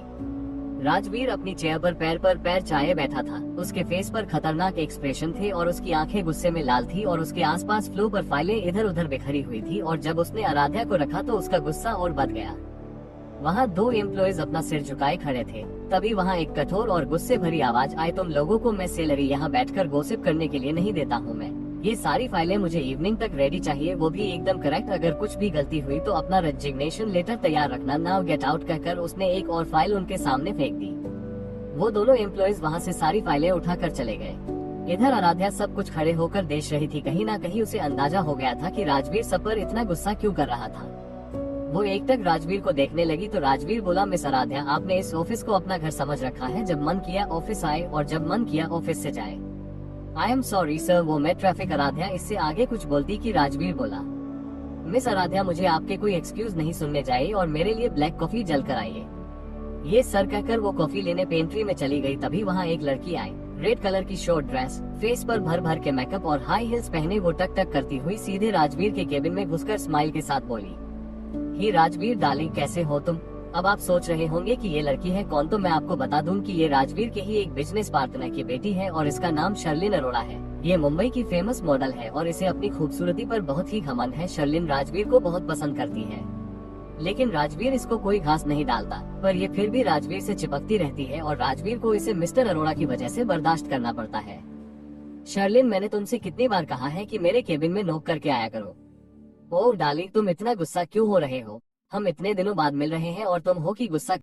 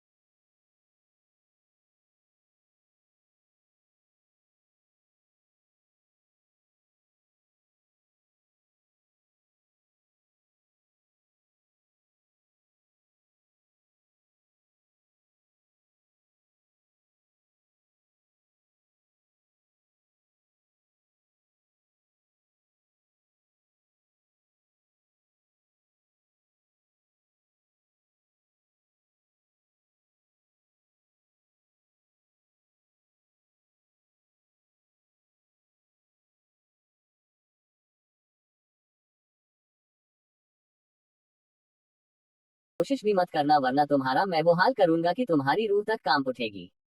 कहकर उसने झटके के साथ उसे छोड़ दिया और वो फ्लो पर जा गिरी और नीचे पड़े हुए ही गुस्से में राजवीर को देखकर बोली, राजवीर तुम एक दो कौड़ी की लड़की के लिए मेरी इंसल्ट कर रहे हो। आखिर लगती क्या है वो तुम्हारी?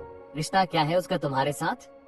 उसका रिश्ता वो है मेरे साथ जो रूह का जिस्म से होता है, जो दिल का धड़कन से होता है। प्यार करता हूँ मैं उससे, जान है वो मेरी, और अगर मेरी जान पर कोई आंच भी आए ना तो मैं ये दुनिया जलाकर राख कर दूंगा, समझी? राजवीर का गुस्सा इस वक्त सातवें आसमान पर था। शर्लिन खड़ी हुई और राजवीर का चेहरा अपने दोनों हाथों में भरकर बोली, नहीं राजवीर, तुम किसी और से प्यार नहीं कर सकते। कह दो ना कि ये सब जो तुमने कहा वो झूठ है। तुम सिर्फ मुझसे प्यार करते हो, सिर्फ मुझसे। मैं सिर्फ आराध्या से प्यार करता हूँ, समझी तुम? Now get out of here, otherwise I will lose my control. कहकर उसने अपने फेस से उसका हाथ हटाया और अपनी चेयर पर जाकर बैठ गया। शर्लिन कुछ पल तक खड़ी उसे दजकती रही और फिर केबिन से निकल गई। जब उसने आराध्या को कॉफी लेकर आते हुए देखा तो अपने मन मन बोली, तुमने मुझसे मेरा प्यार छीना है ना, तो अब तुम देखती जाओ मैं तुम्हारा वो हाल करूंगी कि राजवीर तो क्या कोई भी तुम्हें देखना तक पसंद नहीं करेगा। You just wait and watch. बोल वो वहाँ से चली गई। इधर आराध्या सभी बातों से बेखबर राजवीर के केबिन में चली गई। उसने राजवीर को कॉफी दी और जाने लगी तो राजवीर ने उसका हाथ पकड़ लिया। आराध्या ने पीछे मुड़कर देखा तो राजवीर उसके जले हुए हाथ पर ऑइंटमेंट लगा रहा था। तो आराध्या ने तुरंत अपना हाथ खींच लिया और नाराजगी से बोली, मैं अपने आप लगा लूंगी सर। लेकिन राजवीर ने दोबारा उसका हाथ पकड़ लिया और फिर से ऑइंटमेंट लगाने लगा और साथ में फूंक भी मार रहा था ताकि चोट ज्यादा न जले। तभी आराध्या ने फिर से अपना हाथ खींचना चाहा तो राजवीर की पकड़ उसके हाथ पर कस गई। ये देख आराध्या बोली, सर मैं ठीक हूँ और आप मेरी झूठी फिक्र करना बंद कीजिए और छोड़िए मेरा हाथ। राजवीर को उसकी बातों में नाराजगी साफ साफ दिख रही थी, लेकिन वो फिर भी कुछ नहीं बोला और अपना काम करता रहा। ऑइंटमेंट लगाने के बाद राजवीर अपने फाइलें पढ़ने लगा। आराध्या को लगा कि राजवीर कुछ बोलेगा, लेकिन वो तो आराम से बैठकर कॉफी पीते हुए अपनी फाइलें पढ़ रहा है।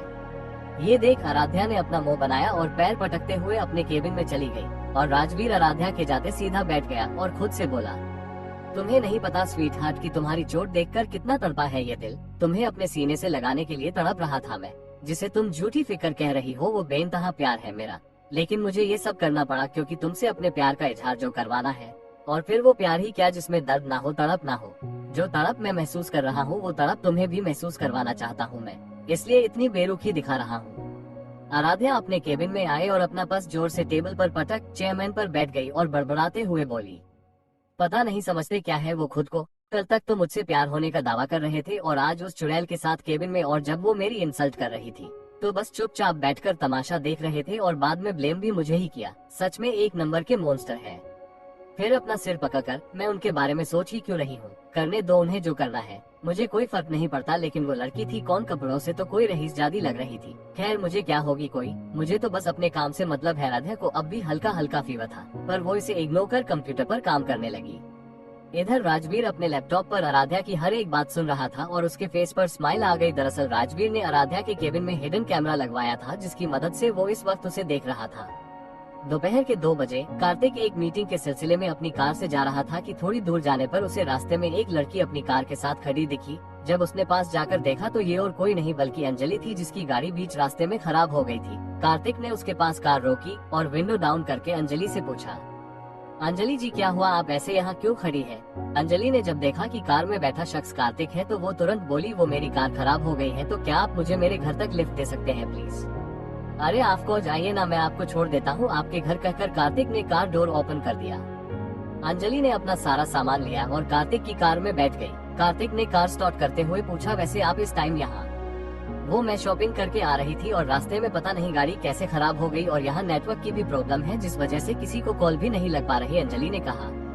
वैसे आप रहती कहाँ है, आई मीन आपका घर कहाँ है? शेखावत मेंशन में, अंजलि ने बेफिक्र होकर कहा। तो कार्तिक ने एकदम से गाड़ी के ब्रेक लगा दिए और चौंक कर बोला, कहीं आप राजवीर शेखावत की बहन अंजलि शेखावत तो नहीं? हाँ मैं वही हूँ, लेकिन आप ऐसे क्यों पूछ रहे हैं? नहीं कुछ नहीं, बस ऐसे ही, कहकर उसने गाड़ी फिर से स्टार्ट करके आगे बढ़ा दी। फिर दोनों के बीच शांति पसर गई। अंजलि विंडो से बाहर देख रही थी तो वही कार्तिक कार ड्राइव करते हुए उसे चोर नजरों से देख रहा था। राजवीर के ऑफिस में राजवीर ने इंटरकॉम से कॉल करके आराध्या को अपने केबिन में बुलाया और बोला, मिस आराध्या स्टोर रूम में जाइए और प्रीवियस ईयर की मी बजाज और मी ओब्रोए के होटल कंस्ट्रक्शन की फाइल्स लेकर आइए। यस सर, आराध्या ने कहा और फाइल्स लेने चली गई। आराध्या जब स्टोर रूम में पहुंची तो वहाँ काफी अंधेरा था। उसने लाइट्स ऑन की तो उसके सामने बड़े बड़े शेल्फ में फाइल्स का भंडार लगा हुआ था और वो खुद से बोली, इतनी सारी फाइलों में मैं मी बजाज और मी ओबरॉय की फाइल कैसे ढूंढूं? मुझे तो पता भी नहीं कि कौन सी फाइल कहाँ रखी है, लेकिन ढूंढनी तो तुझे पड़ेगी आराध्या, नहीं तो वो मॉन्स्टर बहुत गुस्सा करेगा। कहकर वो वहाँ फाइलें ढूंढने लगी। कुछ देर बाद उसे मी ओबराय की फाइल तो मिल गई, लेकिन जब वो दूसरी फाइल के लिए स्टूल पर चढ़ी तो उसे एकदम से चक्कर आ गए और उसका पैर फिसल गया।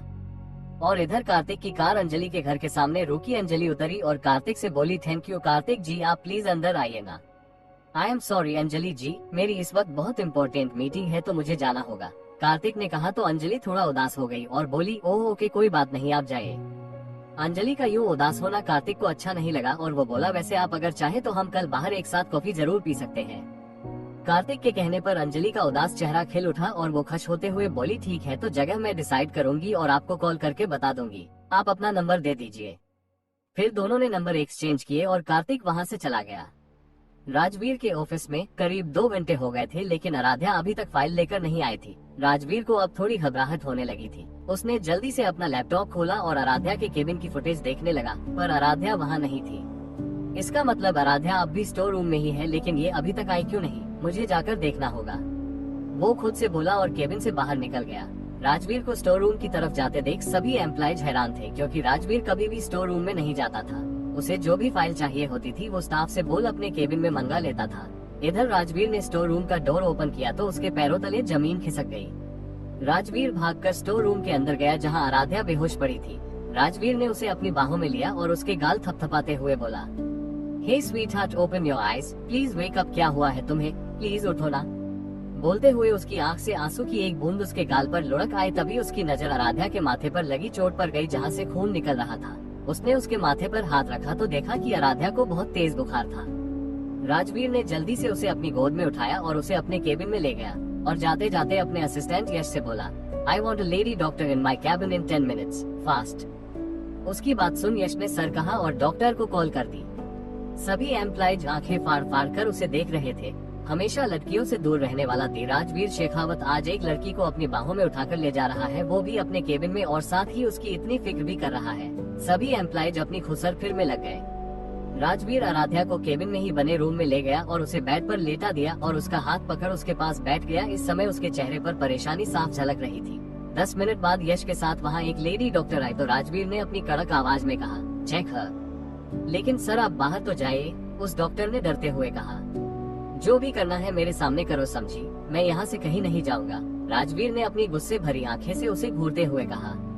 अब डॉक्टर के पास कोई और रास्ता नहीं था तो वो आराध्या को चेक करने लगी और उसकी ड्रेसिंग करके उसे एक इंजेक्शन लगा दिया और फिर राजवीर से बोली, सर घबराने की कोई बात नहीं है, इन्हें बस वायरल फीवर हुआ है और चोट भी मायने है। मैंने इन्हें इंजेक्शन दे दिया है, थोड़ी देर बाद इन्हें होश आ जाएगा और ये कुछ दवाइयाँ हैं, कुछ खाना खिलाकर आप इन्हें दे देना, उस डॉक्टर ने एक सांस में बोला।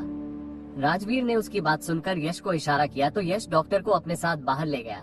राजवीर आराध्या के पास बैठे उसके सिर को प्यार से सहला रहा था और ऐसे ही कुछ देर बाद उसकी भी आंख लग गई।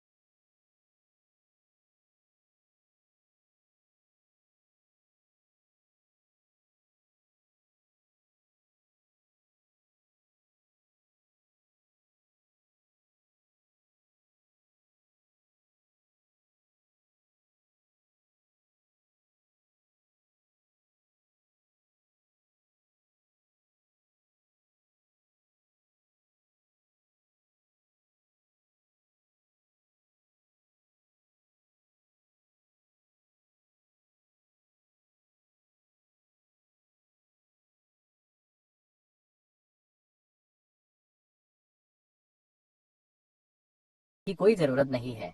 आराध्या बार बार चिल्लाती रही, लेकिन राजवीर ने ना उसकी तरफ देखा और ना ही उसकी कोई बात सुनी और ड्राइविंग करता रहा। तो फ्रस्ट्रेटेड होकर आराध्या ने अपना सिर विंडो की तरफ किया और बाहर देखने लगी। तो राजवीर के चेहरे पर एक दिलकश स्माइल आ गई, लेकिन उतनी ही जल्दी उसने अपनी स्माइल छुपा ली। करीब 1 घंटे बाद राजवीर ने आराध्या के घर के बाहर अपनी कार रोकी। आराध्या कार से बाहर आई और राजवीर को थैंक यू बोला, पर राजवीर ने अब भी उसकी तरफ नहीं देखा और अपनी कार लेकर वहां से चला गया। आराध्या कुछ पल खड़ी गुस्से में उसे घूरती रही और फिर खुद से बातें करती हुई अंदर घर में जाने लगी। वो समझते क्या है, खुद को एक थैंक यू का जवाब तक नहीं दिया गया, मॉन्स्टर कहीं के। शौर्य आराध्या को देखकर जल्दी से उसके पास आके बोलता है, दी आप आ गए, मुझे आपको कुछ बताना है, आप जल्दी से चेंज करके आइए ना। आराध्या ने जब उसे इतना खुश देखा तो वो बोली, क्या हुआ शौर्य, आज तुम बहुत ही खुश लग रहे हो, आखिर बात क्या है? दी पहले आप जाइए ना, फ्रेश होकर आइए, फिर मैं आपको बताऊंगा। तभी जानकी जी बोली, आराध्या बेटा, इसने हमें भी अभी तक कुछ नहीं बताया, कहता है जब आराध्या दी आएंगी तभी सबको बताऊंगा, तुम जाओ और चेंज करके आओ, तब तक मैं डिनर भी लगा देती हूँ। जी आंटी, कहकर आराध्या अपने रूम में चली गई। थोड़ी देर बाद सभी डाइनिंग टेबल पर इकट्ठा थे, तभी राघवेंद्र जी बोले, शौर्य बेटा अब तो बताओ कि क्या बात है जो तुम हमें बताना चाहते हो। हाँ शौर्य बताओ क्या बात है, आराध्या ने कहा। वो मैंने आप सबको बताया था ना कि मेरे स्कूल में कुछ दिनों पहले एक स्विमिंग कंपटीशन हुआ था जिसमें मैंने पार्टिसिपेट किया था और मैं फर्स्ट आया था। हाँ तो आराध्या ने कहा, तो दी आज स्कूल में अनाउंसमेंट हुई थी कि स्टेट लेवल पर फिर से स्विमिंग कंपटीशन होने वाला है 1 महीने बाद, और मुझे मेरी मैम ने कहा कि मुझे उसमें पार्टिसिपेट करना चाहिए। हाँ तो तूने अपना नाम लिखवाया या नहीं, कार्तिक ने कहा। शौर्य उदास होकर बोला, नहीं भैया अभी नहीं लिखवाया। लेकिन क्यों शौर्य, तुमने अपना नाम क्यों नहीं दिया कंपटीशन के लिए? जानकी जी ने कहा, आंटी मैं नाम तो लिखवा दूंगा, लेकिन मुझे प्रैक्टिस की जरूरत होगी और हमारे पास तो स्विमिंग पूल और कोच दोनों ही नहीं है, तो मैं प्रैक्टिस कैसे करूंगा, और स्कूल में बस 1 घंटा ही प्रैक्टिस करवाई जाती है। बस इतनी सी बात, तुम कल ही अपना नाम स्विमिंग कंपटीशन के लिए दे देना और तुम्हारे लिए बेस्ट कोच का इंतजाम मैं करूंगी, ठीक है? आराध्या ने प्यार से कहा। थैंक यू दी, आप वर्ल्ड की बेस्ट दी हो, कहकर शौर्य ने आराध्या के गाल पर किस किया और जल्दी से डिनर कर अपने रूम में चला गया। सभी उसकी बात सुन मुस्कुरा दिया। कुछ देर बाद सभी ने अपना डिनर किया और अपने अपने रूम में चले गए। आराध्या अपने रूम में जा ही रही थी कि कार्तिक ने उसे आवाज दी और बोला, आराध्या मैं एक बेस्ट स्विमिंग कोच को जानता हूँ, अगर तुम कहो तो मैं उससे बात करूँ। आराध्या ने हाँ में अपना सिर हिलाया। ठीक है, मैं कल ही उससे बात करता हूँ। ये बोल कार्तिक अपने रूम में चला गया और आराध्या अपने रूम में। कार्तिक जब अपने रूम में पहुंचा तो उसके फोन पर एक मैसेज आया जिसे पका उसके फेस पर बड़ी सी स्माइल आ गई। ये अंजलि का मैसेज था जिसमें लिखा था, कैलिफोर्निया कैफेटेरिया आज शाम सुबह के 11 बजे। कार्तिक ने उसे ओके कहा और फोन साइड टेबल पर रख बेड पर लेट गया, और इधर आराध्या के रूम में आराध्या को भी राजवीर का मैसेज आया था जिसमें लिखा था, अपनी मेडिसिन टाइम पर ले लेना और कल ऑफिस जल्दी आने की कोई जरूरत नहीं है। आराध्या ने मैसेज पढ़ा और मुस्कुराने लगी। उसे आज जो कुछ भी ऑफिस में हुआ याद आने लगा। कैसे राजवीर उसकी चिंता कर रहा था, उसकी परवाह कर रहा था और कैसे उसे हक से डांट रहा था। कैसे उसकी आंखों में आराध्या के लिए सिर्फ और सिर्फ प्यार दिखाई दे रहा था। ये सब सोचकर उसकी स्माइल और ज्यादा बड़ी हो गई। सभी को आज चैन की नींद आने वाली थी, लेकिन कोई था जिसकी नींद इस वक्त उड़ी हुई थी, और वो शख्स किसी से फोन पर बात करते हुए बोला, पता करो कौन है वो, कहाँ से आए है और कहाँ रहती है। I want to know everything about her. तुम्हारे पास कल तक का समय है? ये बोल उस शख्स ने बिना कुछ सुने फोन कट कर दिया और अपने फेस पर डेविल स्माइल लेकर बोला, तुमने बहुत बड़ी गलती कर दी मेरे रास्ते में आकर। इसकी सजा तो तुम्हें जरूर मिलेगी, यू वेट एंड वॉच। सुबह का समय, राजवीर का ऑफिस। यश राजवीर के केबिन में आकर, सर आज 10 बजे मिस्टर सचिन भाटिया के साथ आपकी एक मीटिंग है। राजवीर अपना काम करते हुए, ओके हम 1 घंटे बाद जाएंगे, और अभी लोनावला वाली कंस्ट्रक्शन साइट की फाइल लेकर आओ। यस सर, कहकर यश वहाँ से चला जाता है कार्तिक का ऑफिस। कार्तिक किसी से फोन पर बात करते हुए बोला, यार अजय मुझे तेरी एक हेल्प चाहिए थी। हाँ बोल ना यार, क्या हेल्प चाहिए तुझे?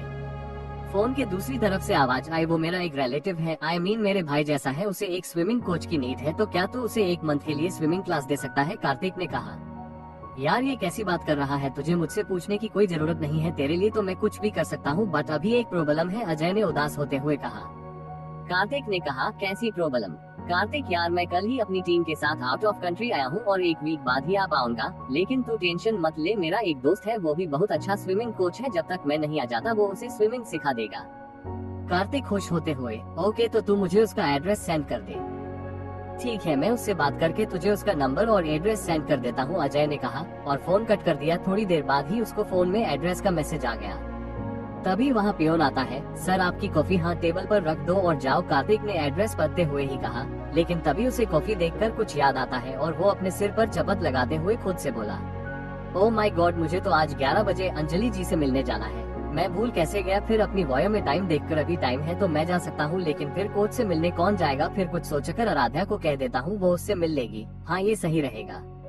ये बोल वो आराध्या को कॉल करके कहता है, आराध्या मुझे एक जरूरी मीटिंग में जाना है, तो क्या तुम उस कोच से मिल सकती हो।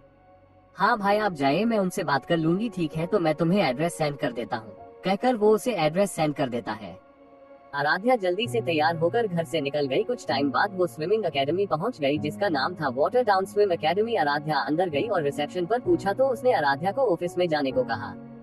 California cafeteria. कार्तिक कैफेटेरिया पहुंचा और जल्दी से अंदर गया। उसने चारों तरफ अपनी नजरें घुमाई तो उसे लेफ्ट साइड विंडो के पास खड़ी हुई अंजलि दिखी, जो उसका ही इंतजार कर रही थी। कार्तिक लंबे लंबे कदमों से चलकर उसके पास गया और बैठते हुए बोला, I am so sorry Anjali ji, वो एन वक्त पर मुझे कुछ काम आ गया था, इसलिए मैं थोड़ा लेट हो गया।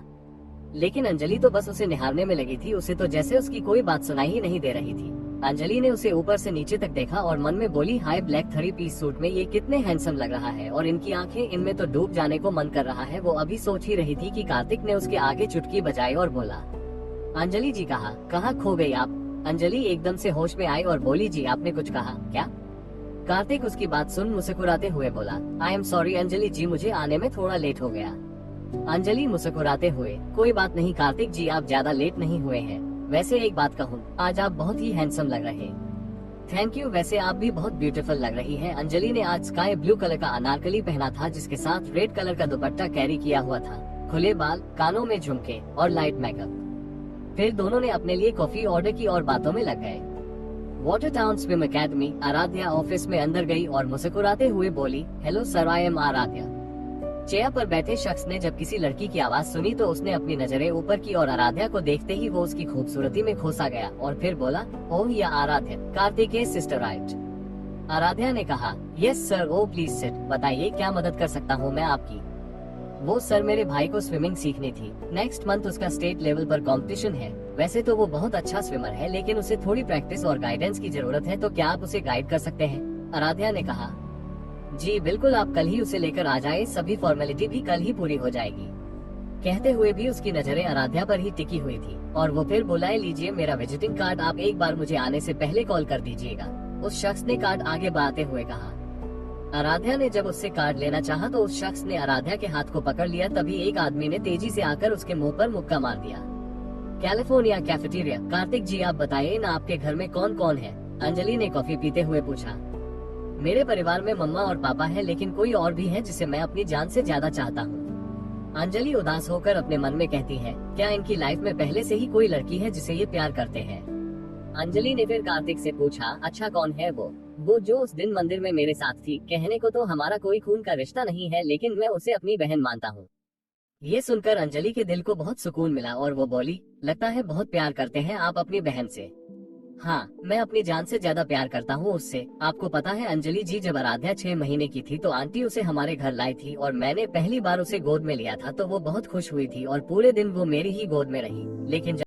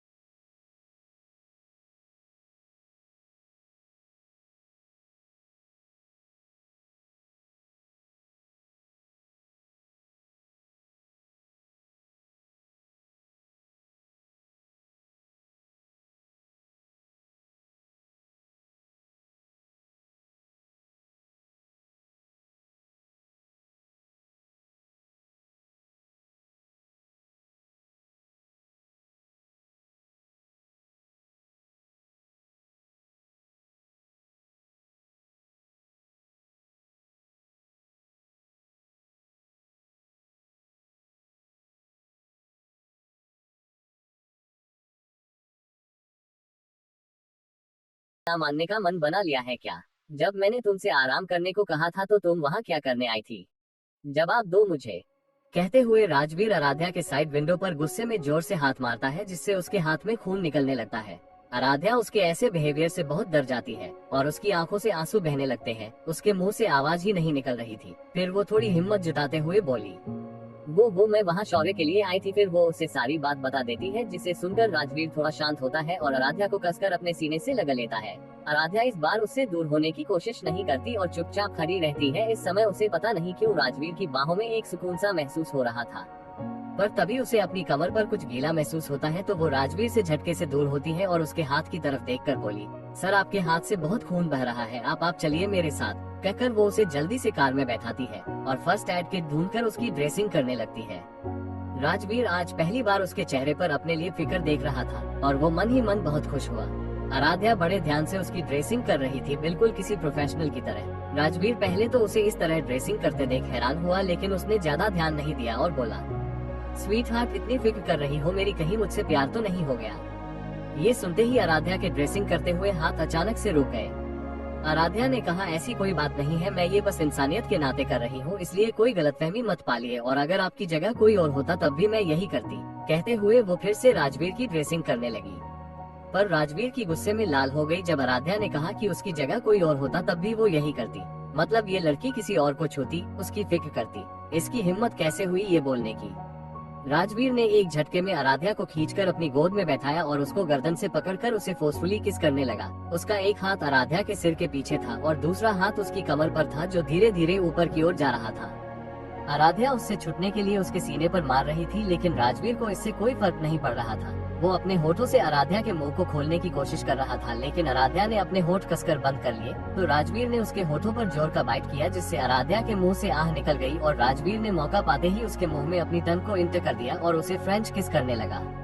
आराध्या उसे मारते मारते अब थक चुकी थी, इसलिए उसने खुद को उसकी बाहों में ढीला छोड़ दिया। करीब 20 मिनट बाद राजवीर उससे दूर हुआ और उसके कान में बोला, अगली बार तुमने ये कहा कि तुम किसी और की भी इसी तरह फिक्र करोगी तो मुझसे बुरा कोई नहीं होगा, समझी? तुम सिर्फ मेरी हो और ये बात अपने दिमाग में अच्छी तरह बैठा लो। आराध्या जल्दी से उसकी गोद में से उतरी और अपनी सीट पर बैठते हुए गुस्से में बोली, मैं कोई आपकी प्रॉपर्टी नहीं हूँ जो आप मुझे बार बार किस करते हैं। अब मैं आपके साथ एक पल नहीं रुकूंगी, आप बहुत बुरे हैं, बहुत बुरे। बोलते समय उसकी सांसें फूल रही थी और उसका पूरा फेस पसीने में तर हो गया था। वो कार में से निकलकर सड़क पर पैदल चलने लगी। राजवीर ने उसे आवाज दी, लेकिन वो उसे इग्नोर कर आगे बढ़ती रही। राजवीर गुस्से में अपना हाथ जोर से स्टीयरिंग पर मारते हुए, शिट राजवीर तूने ये क्या किया? उसे और ज्यादा नाराज कर दिया। पर ये भी तो मेरा प्यार नहीं समझती है और अब गुस्सा होकर चली गई है और अब इसे मनाना पड़ेगा। कहकर वो गाड़ी से उतरा और आराध्या के पीछे जाने लगा। आराध्या मेरी बात तो सुनो, देखो तुम ऐसे नहीं जा सकती, तो चुपचाप गाड़ी में आकर बैठो। लेकिन आराध्या ने उसकी बात नहीं सुनी और चलती रही। देखो मैं आखिरी बार कह रहा हूँ कि गाड़ी में आकर बैठो, पर कोई फायदा नहीं था। तो राजवीर ने एक झटके में उसे अपनी गोद में उठा लिया और कार की तरफ बढ़ने लगा। ये क्या बदतमीजी है, सर छोड़िए मुझे आपके साथ नहीं जाना है, नीचे उतारिए मुझे। बोलते हुए वो उसके सीने पर जोर जोर से मारने लगी, लेकिन राजवीर को कोई फर्क नहीं पड़ा और उसने उसे कार में बैठाकर गेट लॉक कर दिया और खुद ड्राइविंग सीट पर आके बैठकर ड्राइविंग करने लगा। आराध्या लगातार चिल्ला रही थी और गेट खोलने की कोशिश कर रही थी, लेकिन कोई फायदा नहीं था। तभी राजवीर बोला, I am sorry sweet heart, मैंने तुम पर गुस्सा किया। मैं ऐसा नहीं करना चाहता था, लेकिन मुझसे अपना गुस्सा कंट्रोल नहीं हुआ। ये सुन आराध्या थोड़ा शांत हुई, पर उसे अपनी बड़ी बड़ी आंखों से घूरने लगी। स्वीट हार्ट ऐसे मत देखो, कहीं मैंने अपना कंट्रोल खो दिया तो तुम्हें परेशानी हो जाएगी। कहकर राजवीर हंस दिया। आराध्या एक पल को उसकी हंसी में खो गई, क्योंकि राजवीर हंसते हुए बहुत ही हैंडसम लग रहा था। ये मॉन्स्टर हंसते हुए कितना हैंडसम लग रहा है, लेकिन जब गुस्सा आता है तो किसी शैतान से कम नहीं लगता। आराध्या अपने मन में सोचते हुए अजीब अजीब मुंह बना रही थी, जिसे देख राजवीर बोला, स्वीट हार्ट ये ऐसी अजीब सी शक्ल बनाना बंद करो। आराध्या ने अपना फेस विंडो की तरफ किया और बाहर देखने लगी। तो राजवीर फिर से बोला, वैसे तुम टेंशन मत लो, तुम्हारे भाई के लिए मैं इंडिया का बेस्ट कोच हायर करूंगा। मुझे आपके एहसान की कोई जरूरत नहीं है, मैं अपने भाई के लिए कोच खुद ढूंढ सकती हूँ, मुझे आपकी कोई मदद नहीं चाहिए। आराध्या ने उसे बिना देखे ही कहा, मैंने तुमसे पूछा नहीं है, तुम्हें बताया है, और अगर तुम फिर से ऐसी किसी जगह गई तो मुझसे बुरा कोई नहीं होगा। मैं तुम्हें तुम्हारे घर छोड़ रहा हूँ, जाकर आराम करना। राजवीर कठोर एक्सप्रेशन के साथ बोला और आराध्या को उसके घर पर छोड़ ऑफिस के लिए निकल गया। कुछ देर बाद राजवीर ऑफिस पहुंच गया और उसने यश को कॉल करके कहा, यश आज ही मुंबई के सबसे बड़े और बेस्ट स्विमिंग क्लब को खरीद लो और कल आराध्या के भाई को स्विमिंग के लिए वहाँ लेकर जाओ। यस सर, यश ने कहा और फोन कट कर दिया और राजवीर फिर लैपटॉप पर अपना काम करने लगा। रात 10 बजे city night club Avinash club में बार के पास अपने दोस्तों के साथ बैठा ड्रिंक कर रहा था। उसके सभी दोस्त डांस फ्लोर पर जाकर डांस करने लगे, लेकिन अविनाश वही बैठा ड्रिंक कर रहा था कि तभी वहाँ एक लड़की आई और बार टेंडर से बोली, 1 लार्ज प्लीज। बोलकर वो लड़की वही बैठ गई और नशे में झूमने लगी। उसने रेड कलर की स्ट्रिप वाली शॉर्ट बॉडीकॉन ड्रेस पहनी थी जो उसकी थाइस तक थी और उसकी नेक भी काफी डीप थी, जिससे उसकी ब्रेस्ट भी थोड़ी थोड़ी रिवील हो रही थी। खुले बाल और थोड़े से मेकअप में वो बहुत ही हॉट लग रही थी। अविनाश ने जब किसी जानी पहचानी आवाज सुनी तो उसने पीछे मुड़कर देखा तो उसकी आंखें गुस्से में लाल हो गई और वो बोला, ये यहाँ क्या कर रही है, वो भी ऐसे कपड़े पहनकर। वो उसके पास आया और गुस्से में बोला, तुम इस वक्त यहाँ क्या कर रही हो और ये क्या पहन रखा है तुमने। वो लड़की झूमते हुए बोली, तुम कौन हो। ओ हाँ, याद आया मुझे, तुम तो वही मी बदतमीज हो ना जो मुझे जबरदस्ती उस दिन किस कर रहे थे और मुझे रोज कॉल करके परेशान भी करते हो, और अब तुम यहाँ भी मेरे पीछे आ गए। तभी वहाँ एक लड़का आता है और उस लड़की से बोलता है, ओ डार्लिंग, तुम यहाँ क्या कर रही हो, मैं कब से तुम्हें ढूंढ रहा हूँ, तुम चलो मेरे साथ, मेरे दोस्त हमारा इंतजार कर रहे हैं। देखो हर्ष, मैं तुम्हारी कोई डार्लिंग वार्लिंग नहीं हूँ, समझे, मेरा नाम माहिरा है और मैं तुम्हारे साथ कहीं नहीं आ रही क्योंकि अभी तो मुझे और पीना है। ये बोल वो फिर से ड्रिंक करने लगी तो हर्ष ने जबरदस्ती उसे कमर से पकड़ा और उसे खींच कर ले जाने लगा। अविनाश की नजर जैसे ही उसके हाथ पर गई तो उसका खून खौल गया। उसने हर्ष के मुंह पर एक मुक्का जड़ दिया। हर्ष जो पहले से ही नशे में चूर था, अविनाश के मुक्का मारने की वजह से बेहोश होकर जमीन पर गिर गया और उसकी नाक से खून बहने लगा। वहाँ भीड़ जमा हो गई और हर्ष के दोस्त जब वहाँ आए तो अविनाश से डरकर जल्दी से उसे वहाँ से ले गए। अविनाश ने भी माहिरा का हाथ कसकर पकड़ा और उसे अपने साथ खींचता हुआ ले गया। माहिरा उससे अपना हाथ छुड़ाते हुए, तुम मिस्टर बदतमीज, छोड़ो मेरा हाथ, मुझे नहीं जाना तुम्हारे साथ, छोड़ो मुझे। लेकिन अविनाश ने उसकी एक नहीं सुनी और उसके हाथ पर अपनी पकड़ और कस दी और तेजी से चलने लगा। हाई हिल्स की वजह से माहिरा का पैर मुड़ गया तो अविनाश ने उसे अपनी गोद में उठाया और जबरदस्ती गाड़ी में पटक दिया और खुद ड्राइविंग सीट पर बैठ गाड़ी ड्राइव करने लगा। माहिरा का नशा तो जैसे उसकी इस हरकत की वजह से उतर सा गया और वो जोर से चिल्लाते हुए बोली, मी बदतमीज, कहाँ लेकर जा रहे हो, मुझे गाड़ी रोको, मुझे नहीं जाना तुम्हारे साथ कहीं भी। अविनाश ने इस बार भी उसकी बात को अनसुना कर दिया। 1 घंटे बाद अविनाश का फार्म हाउस।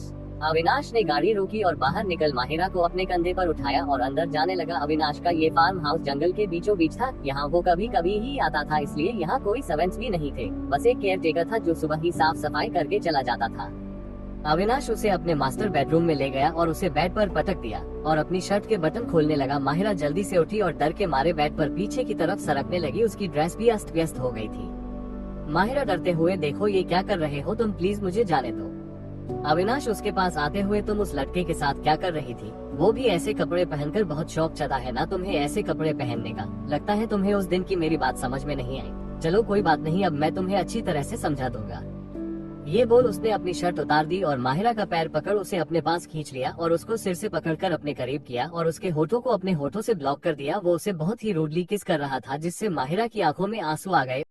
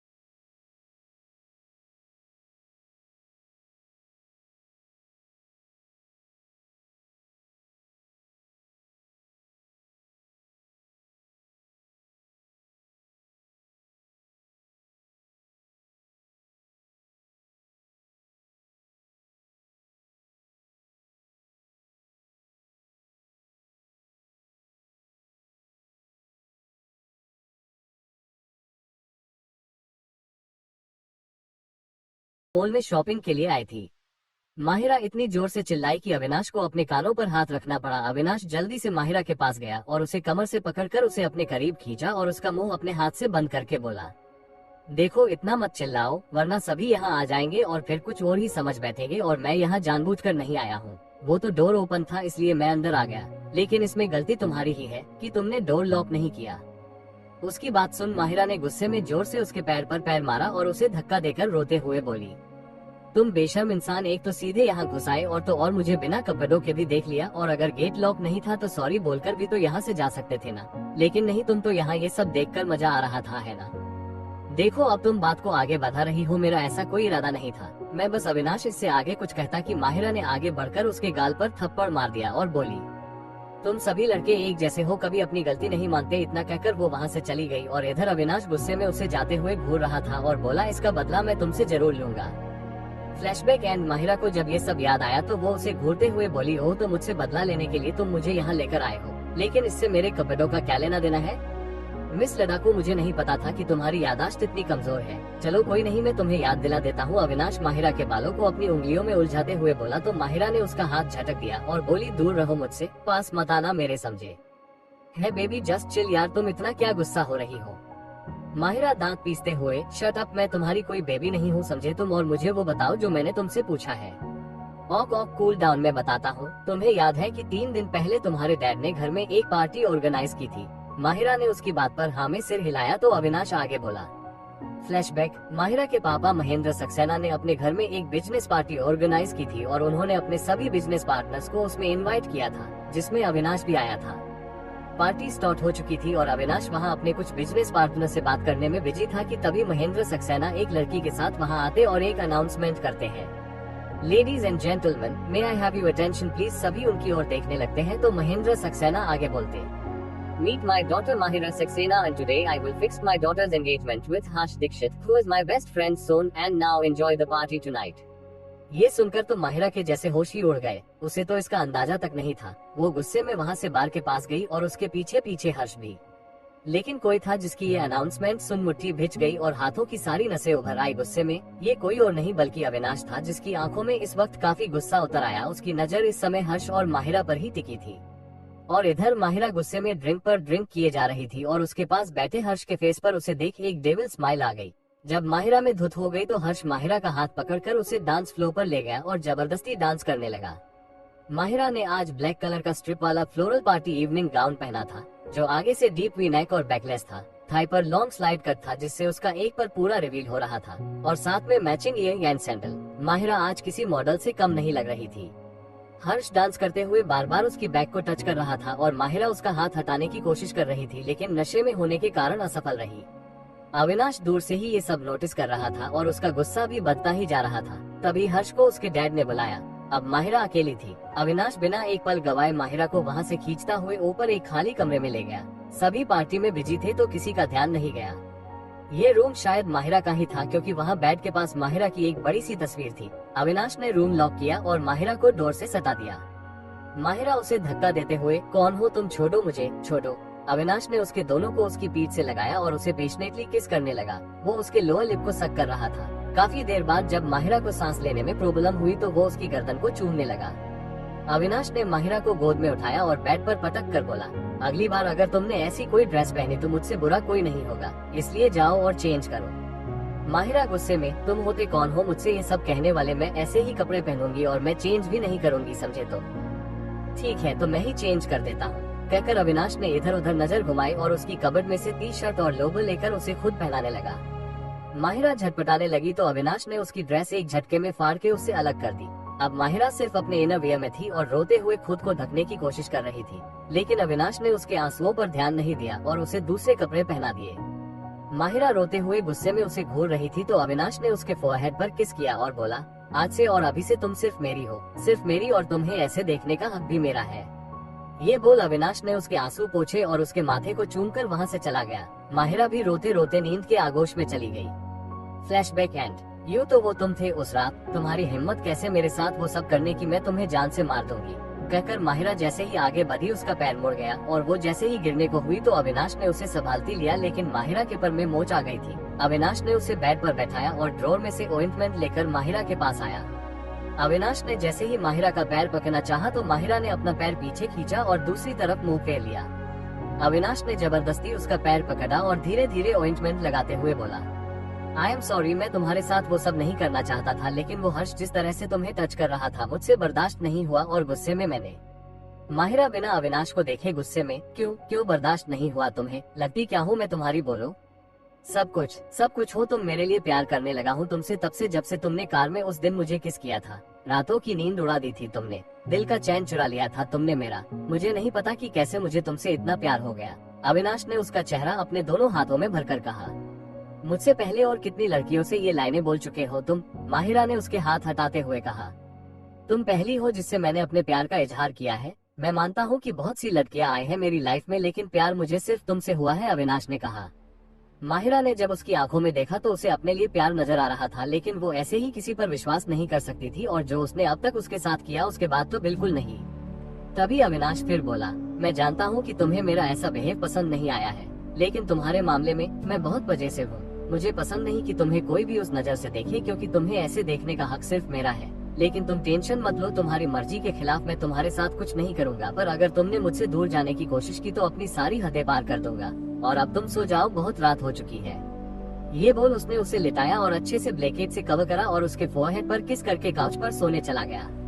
माहिरा तो बस आंखें फाड़ कर उसे देखे जा रही थी। उसने करवट ली और उसके चेहरे पर एक क्यूट सी स्माइल आ गई। अगली सुबह आराध्या के घर, आज संडे था तो आराध्या की ऑफिस की छुट्टी थी और सभी घर पर ही थे, सिवाय कार्तिक के, क्योंकि वो कल रात को एक मीटिंग के लिए मुंबई से बाहर चला गया था। सभी हॉल में बैठे बात कर रहे थे कि तभी डोरबेल बजी। आराध्या ने जाकर गेट खोला तो सामने यश खड़ा था। यश ने आराध्या को ग्रीट किया। आराध्या ने उसे अंदर आने को कहा तो यश अंदर आकर बोला, मैम सर ने मुझे आपके भाई को लेने के लिए भेजा है।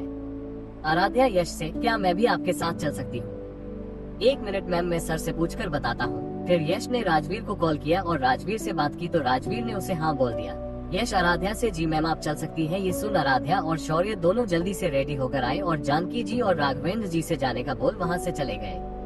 थोड़ी देर बाद यश उन दोनों को मुंबई के सबसे बड़े स्विमिंग क्लब में लेकर गया जो राजवीर का था। आराध्या और शौर्य जैसे ही अंदर पहुँचे तो शॉक हो गए। सामने बहुत ही बड़ा स्विमिंग पूल था और उसके चारों ओर लोगों के बैठने की सुविधा थी।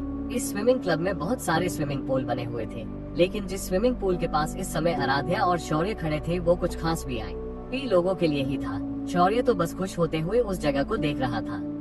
तभी राजवीर 2 लोगों के साथ वहाँ आता है और शौर्य को देख बोलता है, हे चेम्प, क्या तुम्हें ये पसंद आया? शौर्य खुशी से, बहुत पसंद आया। फिर राजवीर अपने साथ आए लोगों की तरफ इशारा करके, और ये है तुम्हारे स्विमिंग कोच, आज से यही तुम्हें स्विमिंग सिखाएंगे, एंड अगर कोई भी प्रॉब्लम हो तो तुम मुझे बता सकते हो। Now enjoy. बोलते समय राजवीर ने बिल्कुल भी आराध्या की तरफ ध्यान नहीं दिया और यश के साथ वहाँ से चला गया। आराध्या को राजवीर का उसे इग्नोर करना अच्छा नहीं लगा और वो शौर्य से बोली, शौर्य तुम इनके साथ प्रैक्टिस करो, मैं बस अभी आई। ये बोल वो राजवीर के पीछे चली गई। अविनाश का फार्म हाउस। माहिरा की जब आँख खुली तो उसकी नजर सबसे पहले काउच पर गई जहाँ कल अविनाश सोया था, लेकिन अब वो खाली था। माहिरा ने देखा साइड टेबल पर एक चिट रखी है। उसने वो उठाई और पढ़ने लगी।